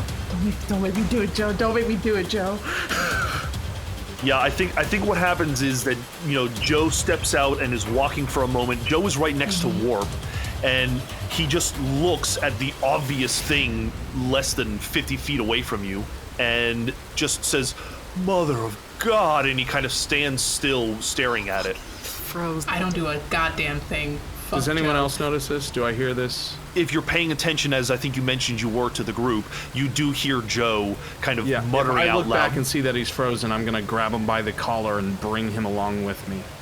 As you are heading towards the car, this is the second round. Let's go to the top of the initiative now. So Hyde, you're now at the back of the line. Everyone has moved out of the building. Are you now just following? Fuck, where's Tuck? Yeah, you did not see Tuck come out. I didn't see Tuck. Keep going. I'm not there, but keep going. I'm gonna start slowly moving out, but I'm still trying. I want to move, but I want to also try to wait for Tuck at the same time. I don't know if that's possible. Maybe if I can go halfway of movement, but I'm trying to. You're trying to stay with the group, but you're a little slower because you're waiting for Tuck. I'm trying to hopefully see Tuck is going to exit, but I'm still trying to move with the group as possible to be at least their flank. Got it. Tuck, you are next in the initiative. This thing is looking at you. It does seem like it's acknowledging you, but it isn't necessarily concerned with you, and you get the feeling that in a moment it's about to turn around. I lean down to the sweater-clad lump in my arms, and I say loudly, "Hang on, baby girl," and then I shoot it. You'll just pull out your gun and fire at it. I have my gun, I fire, and then as soon as I see that it's been hit or it's been shot at, I'm gonna start backing away, not yelling, but like keeping eye contact with it, like, "Come on." Gotcha. Go ahead and make your attack roll. I don't think I can technically fail. So basically the only way you can fail is if you roll a critical failure. So that's why you'll roll. Okay. I don't. You're able to hit it. Make that damage attack. I think it's a D10. I think it's only got like 4 hit points. I'm gonna use baby sister dice. 6. You fire at this thing, and it's like hitting the broadside of a barn. You just can't miss. It throws its hands up as it feels these little bee stings hitting its chest, and you are walking backwards. Give me a quick alertness check. 63 under 70. You finish firing, and you can immediately tell that there is another one, another 5-meter tall person advancing on you, emerging from the forest, directly behind you, so from the north. Behind me? Cool. Okay. Warp. You're just moving, I assume. I am just moving. I don't think there's anything else I can do, so yeah, I'm moving quick. Okay, Boomer, you're doing the same. Yeah. Merritt, you've got Joe by the collar. The two of you are moving, even though we can't help. There's 2 cars here, him. right? There's Mia's car. I'm sorry. There's Rue's car, and there's the car here. Yes, there's a car that Tuck and Ruhi came in, and the one that the rest of you came in. You know that you could still fit Tuck and Mia and Ruhi in the car with you if you went in your car. Do I see any of this with Tuck and that thing in the corner there?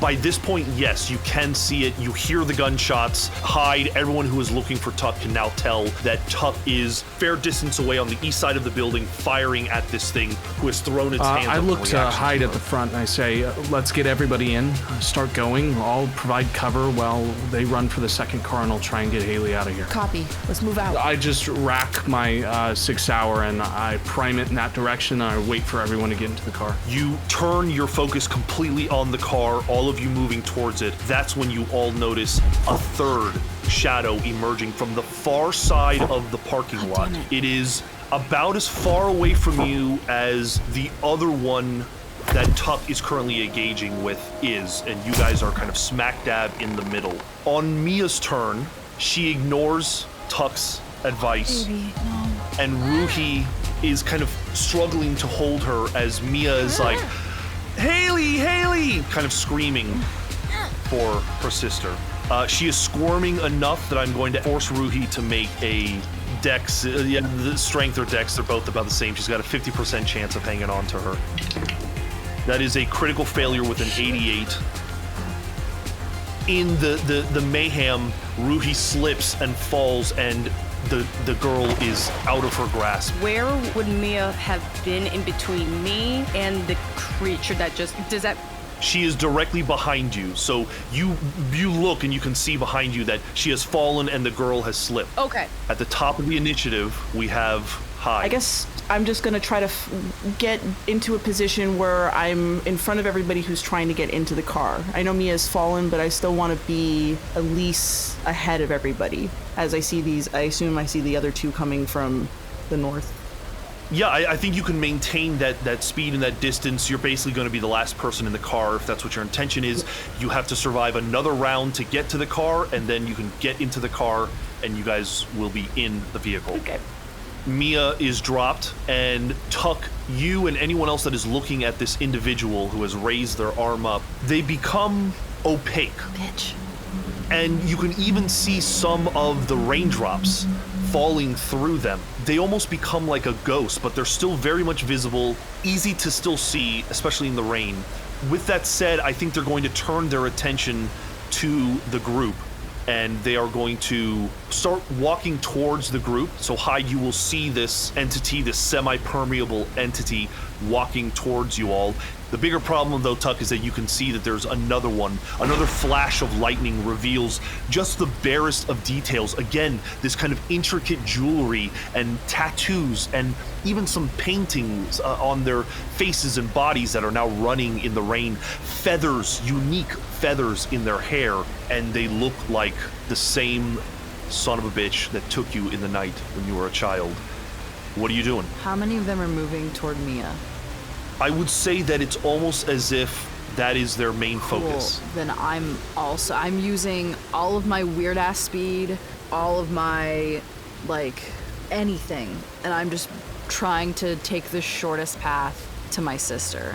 And I realize that's a big, far distance, and I'm gonna have to pass them, but I'm just trying to, like, book this way.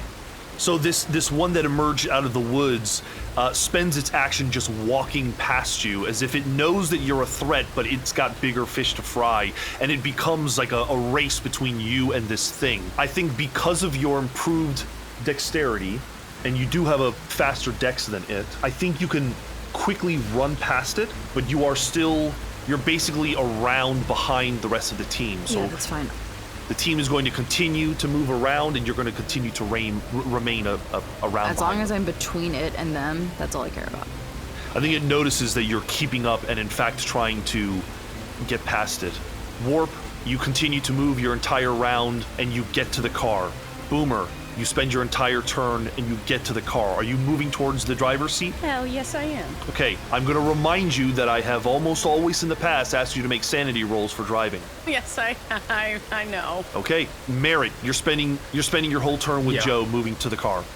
On the stranger's turn, the one that is in the parking lot, basically on the far end of the parking lot, sees its two allies emerging from the other side of the cabin, sees the mad dash that is happening towards the car.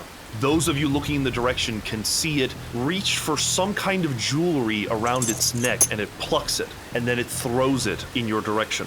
It does not land on top of you. In fact, it even smacks the roof of a random backpacker's car and then lands in the mud. Those of you with any kind of familiarity with clay or pottery, it sounds like a clay pot smashing.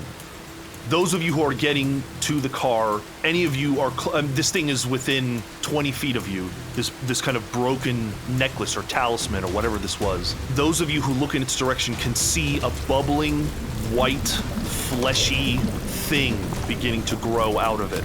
It begins crawling out of the talisman and is clearly moving towards you. Mia and Ruhi, who are both on the floor, no one said that they were going to stop and pick them up. If someone really feels strongly that they would, I will allow a retcon there. I thought Boomer was, yeah. If she was down, I would help them up. Okay, so Boomer, you are still a round away from the car. I gotta go for Mia. That's more important. I gotta go for Mia. I need you to make an opposed strength check as Mia is attempting to get towards Tuck. 46. So I'm past. Wow, they rolled a 15 to succeed on their strength check. Normally, the higher number wins. So I'm going to give it to Boomer. Boomer, you're able to scoop her up into your arms, but she is fighting you, reaching for Tuck. That's fair. I'll try to back away from the crawling, gooey thing. Hi, you've gotten to the car. What are you doing?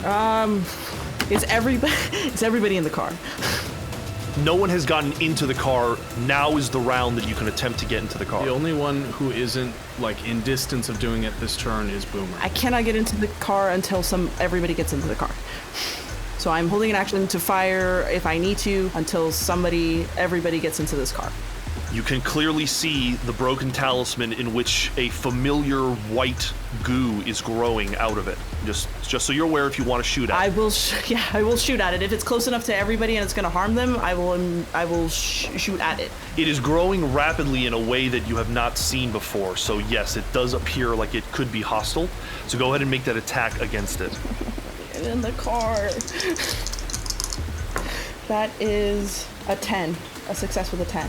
Go ahead and make your D10 attack, or for your damage. That's 10 points of damage. Hot. Holy. Excellent. You shoot it. There's something different about this one. It makes a similar squeaking noise, but almost even more animalistic. It cries out almost in a way, but it is still rapidly growing. Tuck, you are basically side to side next to this 5 meter tall individual. You can get to Mia on this round if you wanted to. What do you want to do? Do I see my wife's on the ground? Yes. You can see Boomer holding Mia, and Ruhi is on the floor, like, trying to get up out of the mud. Flanked. Don't give a shit about me.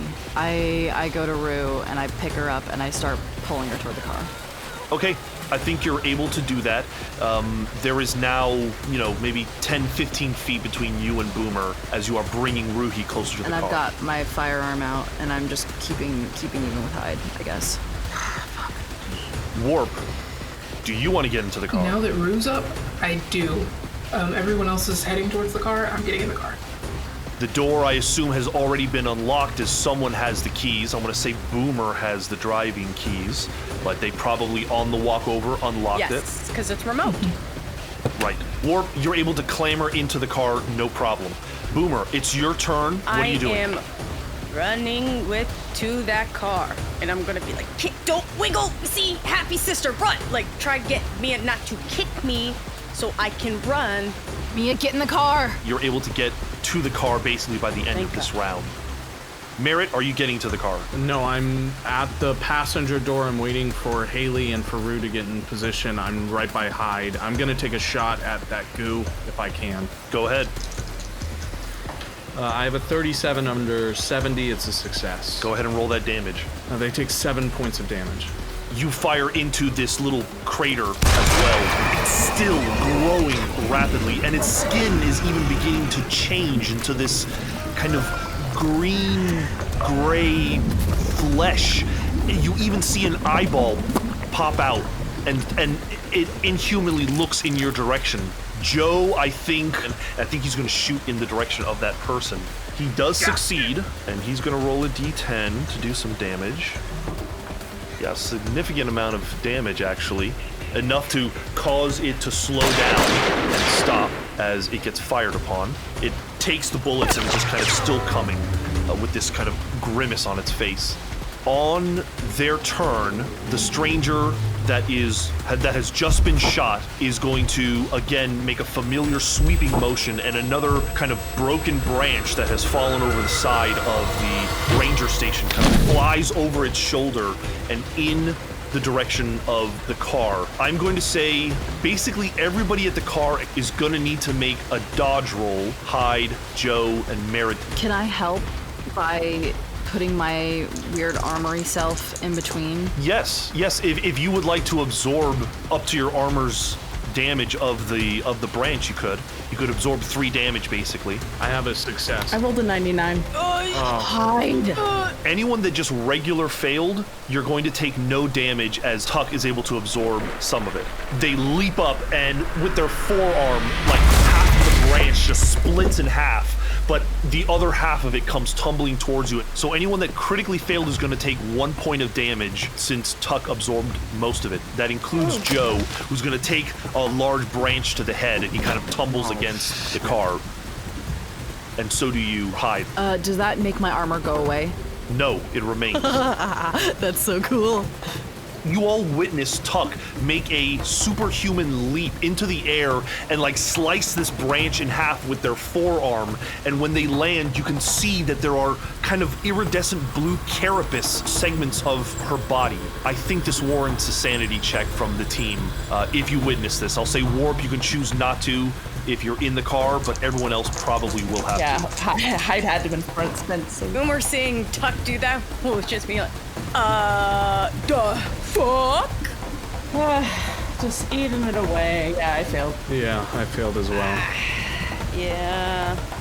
Okay, another point of, just 1 point of sanity is going to be reduced as you witness Tuck do something completely unnatural and out of the blue. The fuck? The strangers, one of them performed the action. The other ones are giving you distance. And it's hard to tell if they're giving distance between you or between what they've just unleashed. Mia, seeing these strangers walking up, one of them corporeal, just starts screaming over your shoulder, Boomer. And you start to feel her tremble in a way that isn't normal. It's as if she herself is a vibrating vessel. I'm going to give you her round to decide as a free action. Do you continue holding on to her or do you let her go? I can't. No, because I'm going to think something's pulling at her. I'm going to hold on even tighter. It's an instinctive thing. I can't. It's the big sister instinct. I get it. She begins to vibrate, her hand reaching out, screaming. She succeeds on her ability, and though you are holding on to her, you can feel her practically levitating out of your arms. And this directionality, this energy is emanating from her, and it's being directed towards this stranger in front of you. And it becomes this echoing, billowing scream, and then there is this like a shockwave because of the rain, you can see the literal dome that expands around you and the girl, the car being rocked to the side, the windows shattering. You are going to take 6 damage, Boomer, from this hit as you are blown back away from... Are you up? I'm okay. I'm okay. You land splatting into the mud and sliding a few feet. Give me a Constitution ×5 roll to determine whether you're stunned for a round. No, not even 70. For the next round, you are stunned as blood is coming out of your nose and your ears and your eyes, and you're just staring at the black sky as rain falls down on you, just feeling as if the wind has been knocked out of you in a way you've never felt before. The rest of you witness, and I'll say Tuck, you are kind of in between all of this, you witness this cone, it hits this 5-meter tall individual, and their mouth and their eyes open wide, and you see them evaporate in front of you. Just starts in the center, and little by little, they just turn to dust and are washed away in the rain. The other one, who is incorporeal beside it, notices and is staring between his dying comrade and the group. I think everyone, again, needs to make a sanity check as you witness this incredible event. Failure. Fail with a 57. Fail with a 97. Fail. Witnessing this, if you fail, you're going to roll a d4. And I'll say that, Boomer, you are not able to see what... Well, it's not so much you're not able to see what happens, but you still experience something that is sanity risking. So I do think I need a... Am I just out of it, where it's like... Here's what I'll say. When you come to, you're going to make a sanity check. So you can either roll it now, or you can wait until I ask for it. That makes sense. I already did, and it's not good. We got triple zeros. That's bad. You're going to roll 2d4. Oh, God damn it. Yeah, no shit. Those of you that succeed, you don't lose any sanity. Those that you fail, you roll a d4. If you want to project, now's the time to do I it. can't project anymore. I'm gonna project on Miranda. I lost 1. I'm gonna sink it into my bond with gratitude. Just 3. Just 3. Ruhi, I will roll now to see whether they succeed. They do succeed their sanity check. At this point, it's just all chaos. They're just ducking their head and following orders like Tuck told her not to look around. Joe is going to fail his sanity check. You're just blasting his sanity away. Yeah, you know. Whatever hearing Joe had is gone. At the bottom of the initiative, the thing that has crawled out of the clay talisman, whatever it was, is now the size of a person. It has grown exponentially in an incredible rate. Is moving towards you, and it is able to reach all of you, but it is not able to act on its turn. You have 1 turn left to get in this car before it's going to try to strike out at one of you. You all can see that it is not just a white blob. It is gray and green, and it has these white veins. You can see small mouths beginning to emerge out of it with these jagged, bloody teeth. Eyeballs of different kinds. Some look human, some look animal. It is an abomination. To Hyde, it looks very, very familiar. Hyde, I'm going to ask for a very special sanity check from you as you recognize this thing. I hate it here.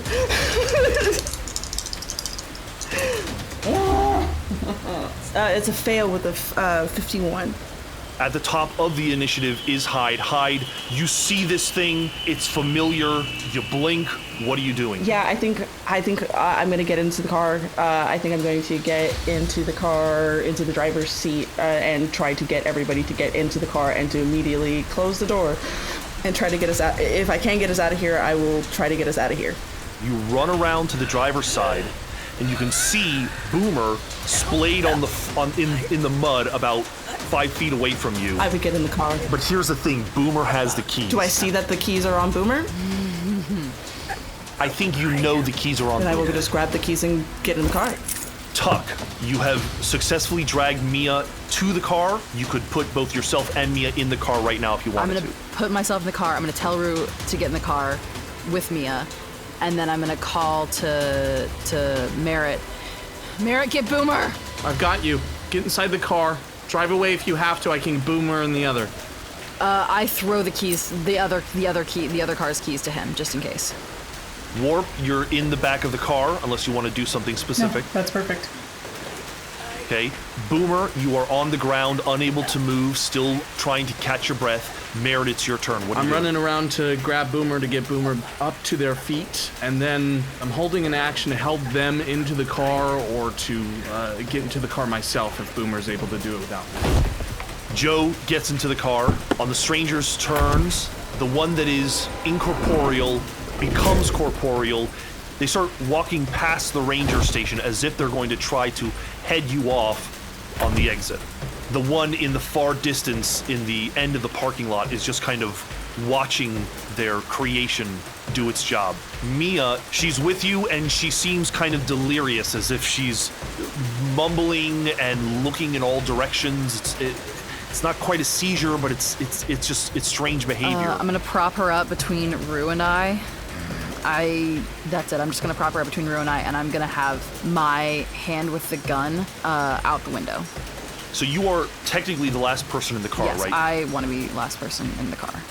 If you sit in the back, you won't be able to stick your hand out of the car. However, I will remind you, there is an ever-growing blob of slime that looks like it's about to hit the car. So if I'm in the back, I can't put my hand out the side. If I'm in the front, I can. Yes. I'll just be in the front seat. I'll be in the front seat. I'll clamber up to the front seat. This body of flesh smacks itself against the car and the whole thing rocks. Those of you in the back, you look and you see on the glass this gray-green flesh with these white veins in it smack against the window, and like gack is stuck to the glass, and you see eyes kind of crawling up the glass and gaping mouths that are opening and closing and trying to scratch through the glass. And you see this flesh slowly beginning to crawl up the side of the car as it continues to grow. It is going to make a grab attack on the car to try to hold it in place. God damn it.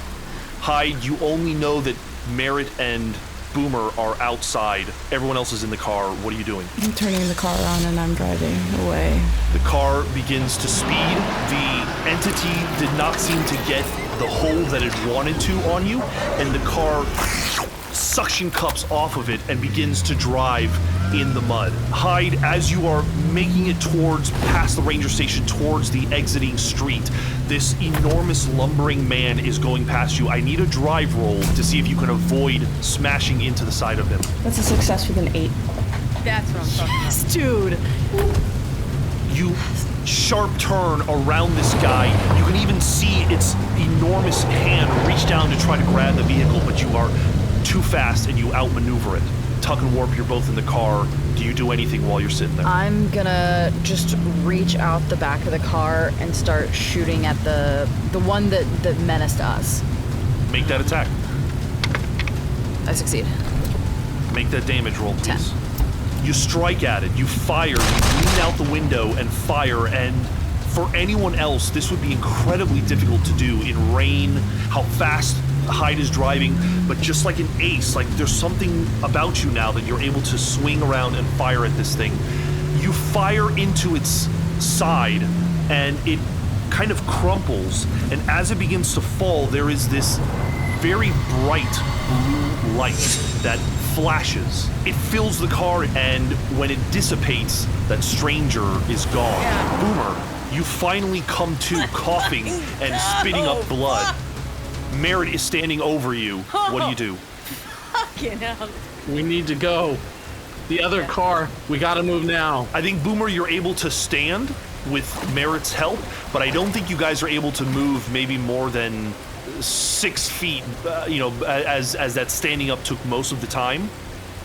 You have your vehicle, which is about a round away. You have 2 strangers, which are much farther from you than this thing that is now the size of a Buick, and it is now drawing its attention to you. Its eyes, its many eyes, kind of shifting towards you. Merritt, it is your turn. Okay, yeah, I want to continue to move, sort of skirting this thing the best I can to get closer to that car. And if I can move and take a shot at this thing, I'm gonna try. Go ahead and do so. I have a 53 under my firearms of 70, so it's a success. Go ahead and roll the damage. 9 points of damage. Boy, Merritt. You shoot out a couple of eyes, and you cause it to writhe and shift, but like an intelligent animal, it seems to learn from what's happening, and it's kind of slinks behind a few cars. You see it very quickly roll behind a few cars where it cannot be as easily seen. Even though it's about as big as the cars, most of it is defended by a van. But you do now see a clear space to get to your vehicle. Thank God. Yeah, I'm busting it with Boomer at my side. I'm trying to keep them close. Hyde, you are booking it out of here. I just need one drive roll to determine how difficult it is to get out of here and to battle the storm. It's a fail with a 59. You can feel the wind trying to blow the car off the road. The windows are all broken, so you are being pelted by the warm rain. I'm going to say that basically you slip and slide enough that you do hit a tree here and there on the side of the vehicle as you slip and slide. Because of this, everyone in the vehicle is going to have to take 2 damage. I'm also going to roll a lethality roll just for the vehicle to see how it's doing. Okay, it fails, so I'm going to say the body of the vehicle takes a lot of damage in this. You have to come to a stop, you restart it and get it going again, and it's a bit of an ordeal, but you're all only going to take 2 damage. This constitutes basically the majority of the trip, and you're able to continue going out of here somewhat safely, although taking the occasional bad bump or the occasional smack against a tree. Back to Boomer and Merritt. Are you making a mad dash for the car? Merritt's going straight for the driver's seat. Not complaining. I'm running right to the passenger or at the back, whatever's closest. Who's driving? I'm driving. I'm gonna hand Boomer my gun as soon as I get in. Both of you are able to get to the vehicle and get in. You start the car, Merritt, and you have to survey your surroundings, and you look in the direction of the exit where you see a clear view. You start the car. On the next round, you can get going. At the end of this round, however, that thing that you were shooting at comes from around behind one of the vehicles, again smacks against your vehicle, and is going to attempt to hold on to it. Again, it fails. Yes. On your next turn, which is right now, you are able to drive. Is that what Max, you do? Listen, I'm going to do something I never do, and I want you to trust me when I do it. I'm gonna speed. And I turn on the ignition, and I pull it into drive, and I absolutely floor it. I put my foot through the fucking floor. It's okay, I'm partially deaf and blind right now. Please give me a drive roll, Merritt, to see how you fare in the storm. Sure. Merritt is mentioning affirmations to himself, the same that he does in the mirror every day. He's reminding himself to stay calm. He's even reciting old safety videos of driving from driver's ed in the past. And he thankfully passes with a 38 under 50. Oh, Amazing. My boy. You're able to maneuver a little bit better than Hyde is, but you're able to get out of there. If you look in your rearview mirror, you can still see a very large body, the stranger that had thrown that thing, walking forward. That beast, that fleshy thing, also pursues you. Because of your successful drive roll, I will say that it keeps up for about a solid minute. You can see it rolling behind you. Must drive faster. Must drive faster. I'm trying. I've never done this before. Eventually, something happens where the entire body of this thing seizes. It sort of stops in its tracks and begins to seize. And as you drive off, it fades into the darkness, but it seems as if the thing is beginning to self-destruct or come apart in a way that is similar to what you saw in the cabin. Just middle finger up. Fuck you! Fuck you! Oh, I hate this job. I fucking hate this job. There is about 10 to 15 minutes of driving. Does anything happen in either of these cars other than the focus of just getting out of here? As soon as we're going, I'm calling and just seeing if they're fucking alive. Merritt hands the phone over to Boomer because he doesn't use his phone while he drives. Are you alive? Both of you? Holy shit, tonight I have cashed in every fucking karma point I have. How am I alive? How are we all alive? Oh god. Okay, keep driving. Don't turn around, don't slow down, don't stop. Just keep going, keep going. Merritt, they said don't stop, keep going. What do you say? Where are we going? Where are we going? We're just driving. Where are we going? Out, away, not here anymore. Does Hyde have a location? Ask Hyde where we're gonna stop. Are we driving for the whole night? Hyde, you want to stop somewhere or you want to just go? We're gonna keep going, and then once we get out of the storm, we can figure out where we're going to actually go. But for now, we should just keep as much distance as possible. There's a town like 6 miles away from here, but other than that, it's gonna be a while before we find another place to stop. Another 10-15 minutes. I'll take a shift driving if we need to. I say we keep going as far as this gas takes us. You drive on. Sergio, I do want to have a moment with Merritt and actually genuinely like grab his arm and like thank you for not leaving me. I would never leave you. What are you talking about?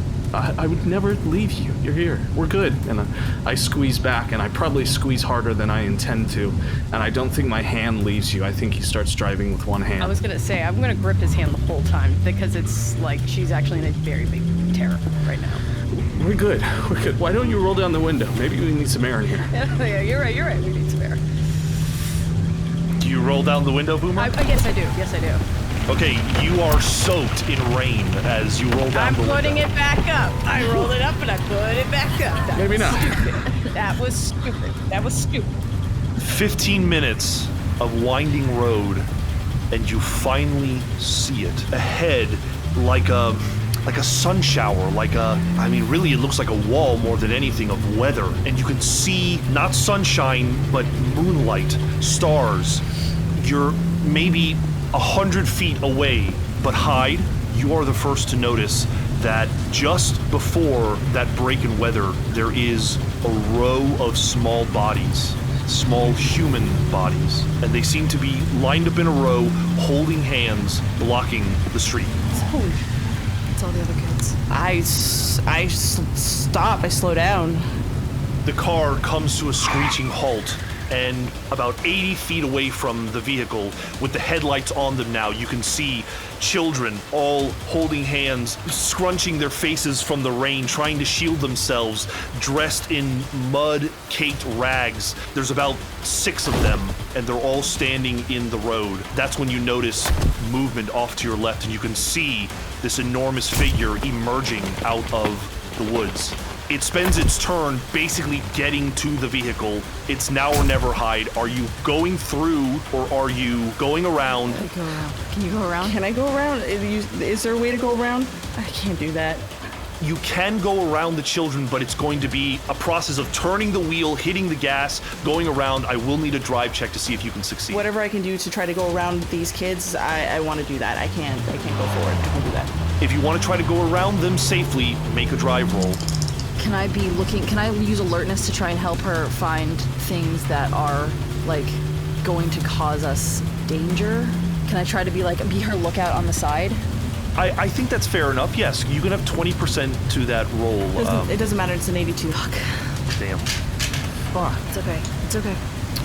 You swerve around the children, but it's too much of a turn and the vehicle drops into a ditch. None of you take any damage, but the vehicle is now effectively stuck in a ditch. Merritt, you pull up on a scene. It appears that there is one more of these things that is reached for the vehicle, but it has swerved past and has now gotten itself stuck in a ditch. And what appears to be small humanoids past this thing, but it's fixing itself upright to turn to the vehicle. Run it over. Boomer, if we lose this car, we can't get away from the fucking thing. I pull into the side of the road. I take the keys out of the ignition. I give it to Boomer. I get out of the car. I draw my weapon, and I'm going to take a shot as best as I can at the head of this thing. I need to draw its attention so it doesn't go for any of them. It's gonna kill you. Go ahead. An 18 under 70. Hot dice. That is a success. Roll your damage. It'll take 10 points of damage. God bless. Wow. Boy. It does not like that. Going back into a kind of initiative. Everyone in the car, you can feel that the vehicle is stuck. You can hear the of of the tires spinning. Hyde, you are at the top of the initiative. You can either continue trying to get the vehicle out, or you can get out of the vehicle. What do you want to do? You can also see the clear skies, and you can run out of the storm. I'm going to get everybody out of the vehicle, and I'm going to tell everybody to get out of the vehicle and make a run for it. And Hyde is going to get out of the car and start making their way towards the clearing. And who is carrying Mia? Yeah, I'm gonna turn to them and say, Mia, I need you to listen to me. You go with Rue, and I will be right behind you. Do not try to get down. Hi, you clamber out of the car. Tuck, you clamber out of the car. What do you do? I am going to also take shots at it because I saw Orson out there, and I'm going to also try and disable it as best I can. Make that attack. 15 absolutely hits. Roll the damage. 8. Holy shit! It is not happy about that, and you can see the yellow, murky blood emerging from its bullet wounds, and it does seem to be struggling, but it is desperately trying to get towards Mia as it sees finally its quarry. Is it stunned because it took 17 damage? That's a great question. I will roll to see that. With a very high constitution, it still succeeds. That tracks. Warp, I assume you're running. Sorry, yes, I'm going to try to run in front of Rue and Mia so that there's one of us in front and behind them. Okay, got it. Boomer, you're in the car. What are you doing? You've got the keys. Are the kids just still, like, 6 of them? I'm gonna be like, Merritt, do I get the kids? What do you want? Like, get them. Yeah, save them. We need to win something. Get them. Yeah. Can I? We can't just leave them here. I got that. So I'm gonna try to get in the car and try to get close to the. Is there a way I could get closer to the kids? Like. I think that yes, you can just basically drive the car forward, leaving Merritt behind, and you can pull up next to the children. Are you going to get out of the car, or are you going to like roll down the window or something? I'm gonna roll down the window and unlock the doors. And I'm like, can you get in, or do you need me to get you in? The window goes down, you pull over, and you yell at the children. The one closest to you looks in your direction, and you realize that their skin is gray and dead. Their eyes white, and it begins clamoring to get into the vehicle. I still have the gas pedal. I'm gonna hit the gas. I'll still hit the gas. I think you've spent your turn getting to it. You can hit the gas on the next one.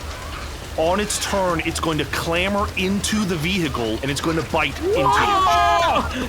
It rolls a 78, which means as soon as it gets in the car, it's like clamoring for you, but you immediately, as soon as you see it come through the window, like, you're just kind of swinging your arms wildly, and it has not managed to grab you, but it is scrambling to bite into you as if it's a rabid animal. Bye-bye.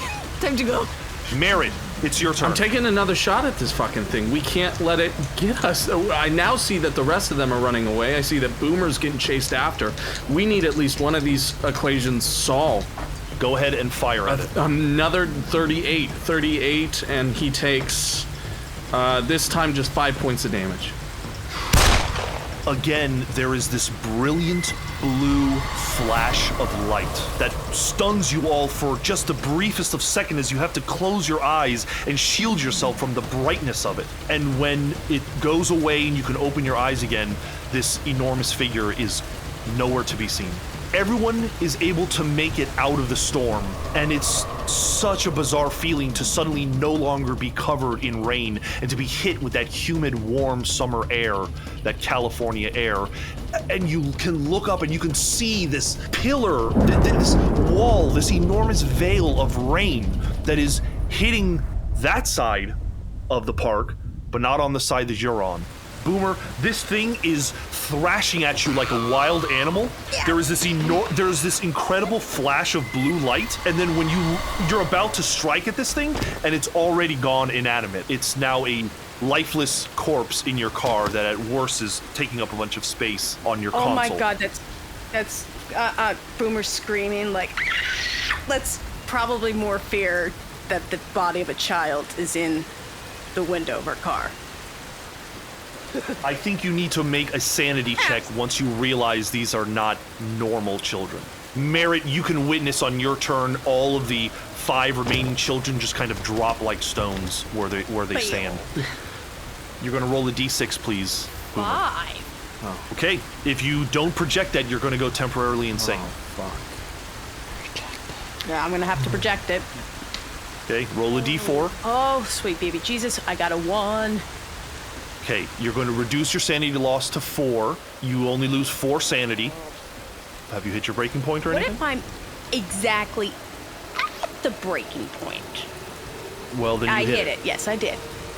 Remove 1 willpower and 1 from one of the bonds. You are either going to flee, fight, or freeze. I would argue you're going to flee. Am I fleeing for, is it the exact, because it's the corpse? Like I'm getting away from the actual body of itself? Because that's different than if I'm like fleeing everybody in the car. I will allow you to make that distinction. Because I think, because with the cracking point and all that, I think it's that thing trying to bite her and then it just goes dead and it just like breaks her out. I'm trying to get out of the car as it moves. Like it's moving and I'm getting out of it. You basically put your foot off the gas and it just idles and begins to roll forward. You tumble out of the vehicle screaming about a body, screaming about a dead child. We are out of initiative. Those of you on the other side of the veil, you see the car just slowly roll out of the storm. Merritt, you see Boomer frantically getting out of the car and kind of clambering towards the side of the street. What do you do? I'm gonna run for Boomer. At first, Merritt was so focused on these children and so just caught up in everything as he's changing the magazine on his SIG. But as soon as he sees that Boomer is running free from the car, he's gonna go straight to them and try and help them out of whatever's going on. Boomer is thrashing and screaming about a body and wanting to get away, and it seems inconsolable. If you would like, you can attempt a psychotherapy roll to try to calm them down and break them out of this mania. I fail my psychotherapy with a 76 over 30.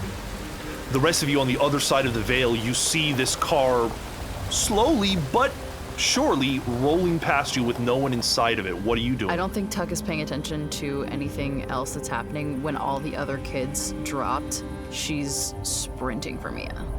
You are able to scoop her up in your arms, and you hear her whisper, "I protected you, and you protected me." You did real good. You did really good, baby. You did so good. And I'm just gonna like gather her and Rue against me and hold them. Is no one going for the vehicle? Hyde will go for the vehicle. Hyde, I think it's easy enough for you to rush after the car, get into it, stop it, and then you immediately look to your right-hand side and you see that there is the body of a dead child. Looks to be about 8. Yeah, wow, concerning. Yeah. I think that warrants a sanity check. Yeah. Wow, concerning.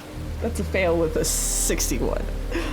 It is not attacking you, and you did not see what it did to Boomer, so I'll say that you only lose 1 point of sanity for just the disgusting nature of this. Merritt, Boomer is almost inconsolable, but after a few minutes, you're able to at least get her to stop running away from you and tearing out of your arms. You are able to get her to move, but as you're sort of getting her out and getting her up, the rain starts to subside. And by the time that Merritt and Boomer walk out, the rain is almost a trickle, and you can see it in real time as this storm is slowly beginning to recede, and inch by inch, the storm returns towards the ranger station. And the longer you stand here, the longer those black clouds begin to just dissipate, and the sound of the rain begins to stop. I think Merritt's focus after he's looked up at the sky is just returning back to those children, and he just can't take his eyes off of what's happened and what continues to happen. I'm gonna walk away, like, I don't know, just walking away from the bodies as much as possible. Like heading towards the group, and like I'll be frank, in a very, because I'm still like with my head, my ears, the blood, I'm kind of just, I'm done. Kind of like I just need to walk away. Boomer is a little delirious, but remains around the group. Joe stands up and is just like, "What the fuck was that?" You don't have to answer that question. I wasn't expecting you to know. Yeah, what did it look like? Looked like giant people coming out of the woods to get the girl. There's your answer. I don't know what that means. He pulls out his cell phone and he's looking through it. He's like, "Fuck, I don't have a signal. There's somebody in San Francisco. I got a call." You don't need to tell anyone about this. Hyde's gonna get out of the car. No, I'm telling you, this one, she's good with this kind of stuff. It's how I met her. She's good with these kinds of things. She was who I was gonna get you to, Delilah. She knows about weird shit like this. Can we just regroup out of this forest It's cold. Can we just, go to anywhere else? We need to call someone for the bodies. Someone has to wait. There's no signal. Look, we all scrunch in the car. I don't think 9 people can fit into the vehicle that Tuck and Mia rented. The larger vehicle is currently stuck. If you would like to work together to try to get it out or get it unstuck, you could attempt that. But right now, the only option is 4 people, I would say, can fit in the vehicle that Ruhi brought. Some of you could go for help. The rest of us could stay here. Get the car out of the ditch and wait for emergency services. We could stay here just in case they bring another storm, just in case they come back, in case they want this. I don't think we need to worry about that. Them. We shouldn't worry about that? We should just worry about Mia. No. We can't help these kids. We can at least give them the respect they deserve. I imagine that if the authorities start identifying some of these bodies and see that some of them are 20 plus years old, that is not going to be good. Well thought out, Warp, absolutely. Honestly, what can they accuse us of? Being around missing children. Do you not remember Michigan? Do you not remember me losing my job? They'll find any excuse to blame us. They'll find any excuse to hate us for trying to do the right thing. We need to be ahead of it because they will leap at any opportunity. We have no knowledge. We don't even have to report it. We're not even supposed to be here. If our names come up anywhere in any of these recordings on a government level, it's going to go back to the program. The best we can do is maybe bury these kids and keep going, but we can't be responsible for them having anything more than that. We cannot be here. With a great amount of respect to what you're presenting to me here, because I understand it does fall within protocol, but we came here because some amount of years ago, Haley lost her sister and has lived her entire life without knowing what happened to them, whether they were alive or dead or missing, and we're gonna do the same thing to 6 more people right now because we're afraid that might get brought back to us? They've already lived with it. Okay, Haley, you tell that to the 6 other Haleys just like you. I just think they should have a choice like Haley did. We can't. If we're implicated and arrested, we can't do anything for them at all. So let's do our job and report this correctly. No. What job? Yeah, exactly. What job? You're not in the FBI anymore, Merritt. Listen, thank you for reminding me all that all of you don't really care about any other human being on this planet and that I am retired. Let's move on. Let's bury him. Sergio, where's Joe? Joe has been kind of walking around with his hand up in the air trying to get cell service. All right, I'm gonna just shout, Joe, I'm gonna ask, you have any thoughts? Talking about burying kids? No. In fact, I need to identify them. I need to contact somebody about these people. I think he's going to start walking towards the children. This area is highly trafficked. They're not going to miss them. You didn't miss Mia? I'm not saying it that way, you fuck. I'm saying no one is going to miss seeing these children. I'm just wondering how it's different, Haley. She's alive. They're not. This is a highly trafficked area. We move them off to the side. Right. Someone will see them. Okay. Especially with the storm that's kicked up and everyone trying to get here, people are coming this way. They will find them. I'm sure Ruhi agrees. She looks at you, Merritt, with a kind of terror as she has been listening to all of you conduct your business, and she really doesn't have much to say. If anything, she kind of backs up in a sign of, I don't want to make anyone irate. I just want to get out of here, that's all. Okay. Don't bring her into this. This isn't her job. I didn't bring her into this. You're right. Let's go. Let's bury them. I'm with you now. Let's do it. I'm not saying we bury them. I'm saying we move them to the side where people can find them. Whatever you would have done. I was gonna say, if we bury them, the rain will... They'll come up out of the ground, and someone will find them. It'll be more natural that way. Then they came up in the runoff. We'll be as gentle as we can with them. Let's not forget that DNA evidence is a thing. Yeah. Do we still have gloves? They're in my bag. Then it's up to you, Merritt. I don't want to do this. Done it enough. I'll do it. We'll do it together. It's faster this way. Hyde and Tuck begin the process of scooping up the bodies or dragging the bodies towards the side. I make sure we both carry them and are gentle where we put them. Joe protests this, and while he isn't interested in starting a fight with 6 other people, there is a point where you begin to notice that he is walking away from you and walking back towards the ranger station. I'm gonna stay with Joe if that's the case. I'm not gonna let him leave like that. I would get in the way. He continues to move in the direction of the station, and he looks at you and he says, look, I know what you're thinking, but I gotta make a call, and if you want to get out of here, that's fine. I don't know who you people are, but I can't just sit idly by while you leave these bodies on the side of the road. Joe, I know what call you're gonna make, so I feel like I know what you're thinking. I think you have a choice here. You are being presented with something that you do not understand, and you have a few directions on which way you can go. You can go backwards or forwards, and going back to the ranger station, that's backwards. Staying here, staying with us, that's forwards. Backwards momentum is not something I would recommend. It's something that I've been idly threatening you with, but I will pursue. This is me being kind. This is all of us being kind in our own way, as much as we argue over it. If you stay here, we'll allow you to make your call somewhere down the road, and we'll give you a little more understanding into what it is that's happening here. But if you go down that road, I'd guess you'd make it maybe 30 feet. He stops, and he turns to you, and he looks at you the way an elder looks at a younger person, sizing them up. And he says, I'm not being taken hostage. I'm not going to do it. Merritt, your human intelligence is high enough, and you know what kind of man this man is. And you also know that if he was good at his job, he'd be reaching for that pistol that he's got. What are you doing? I'm gonna do what I promised him. I'm gonna ask that you both make dexterity rolls to determine who draws their weapon first. I have critical success with a 55. You are able to draw your weapon first. It's just how it is, Joe. And I put 2 in his chest and 1 in his head. Everyone else who is moving the bodies hears bam, bam, bam.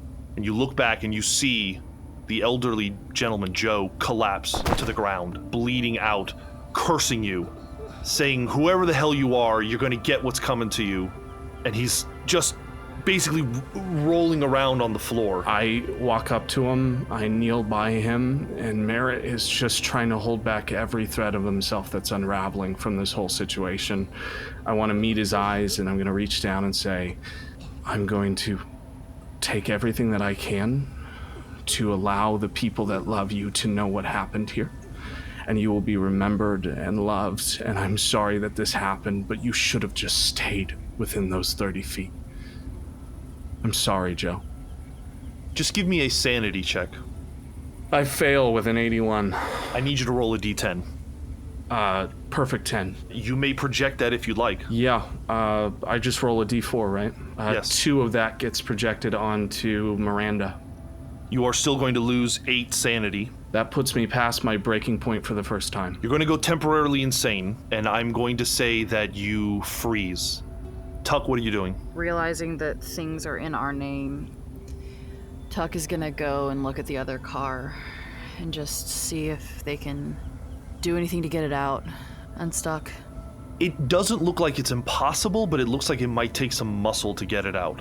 It's just kind of stuck in mud, and it probably needs, some solid pushes to get it out. Then I'll hide the keys and say, start the car. I'm gonna try to push it. Okay. Hide, you get into the car and punch it. Tuck, I assume you're just kind of with all of your might trying to push on it. As you begin, you have to stop because about an hour has passed of all of this, of moving the bodies and settling all of this.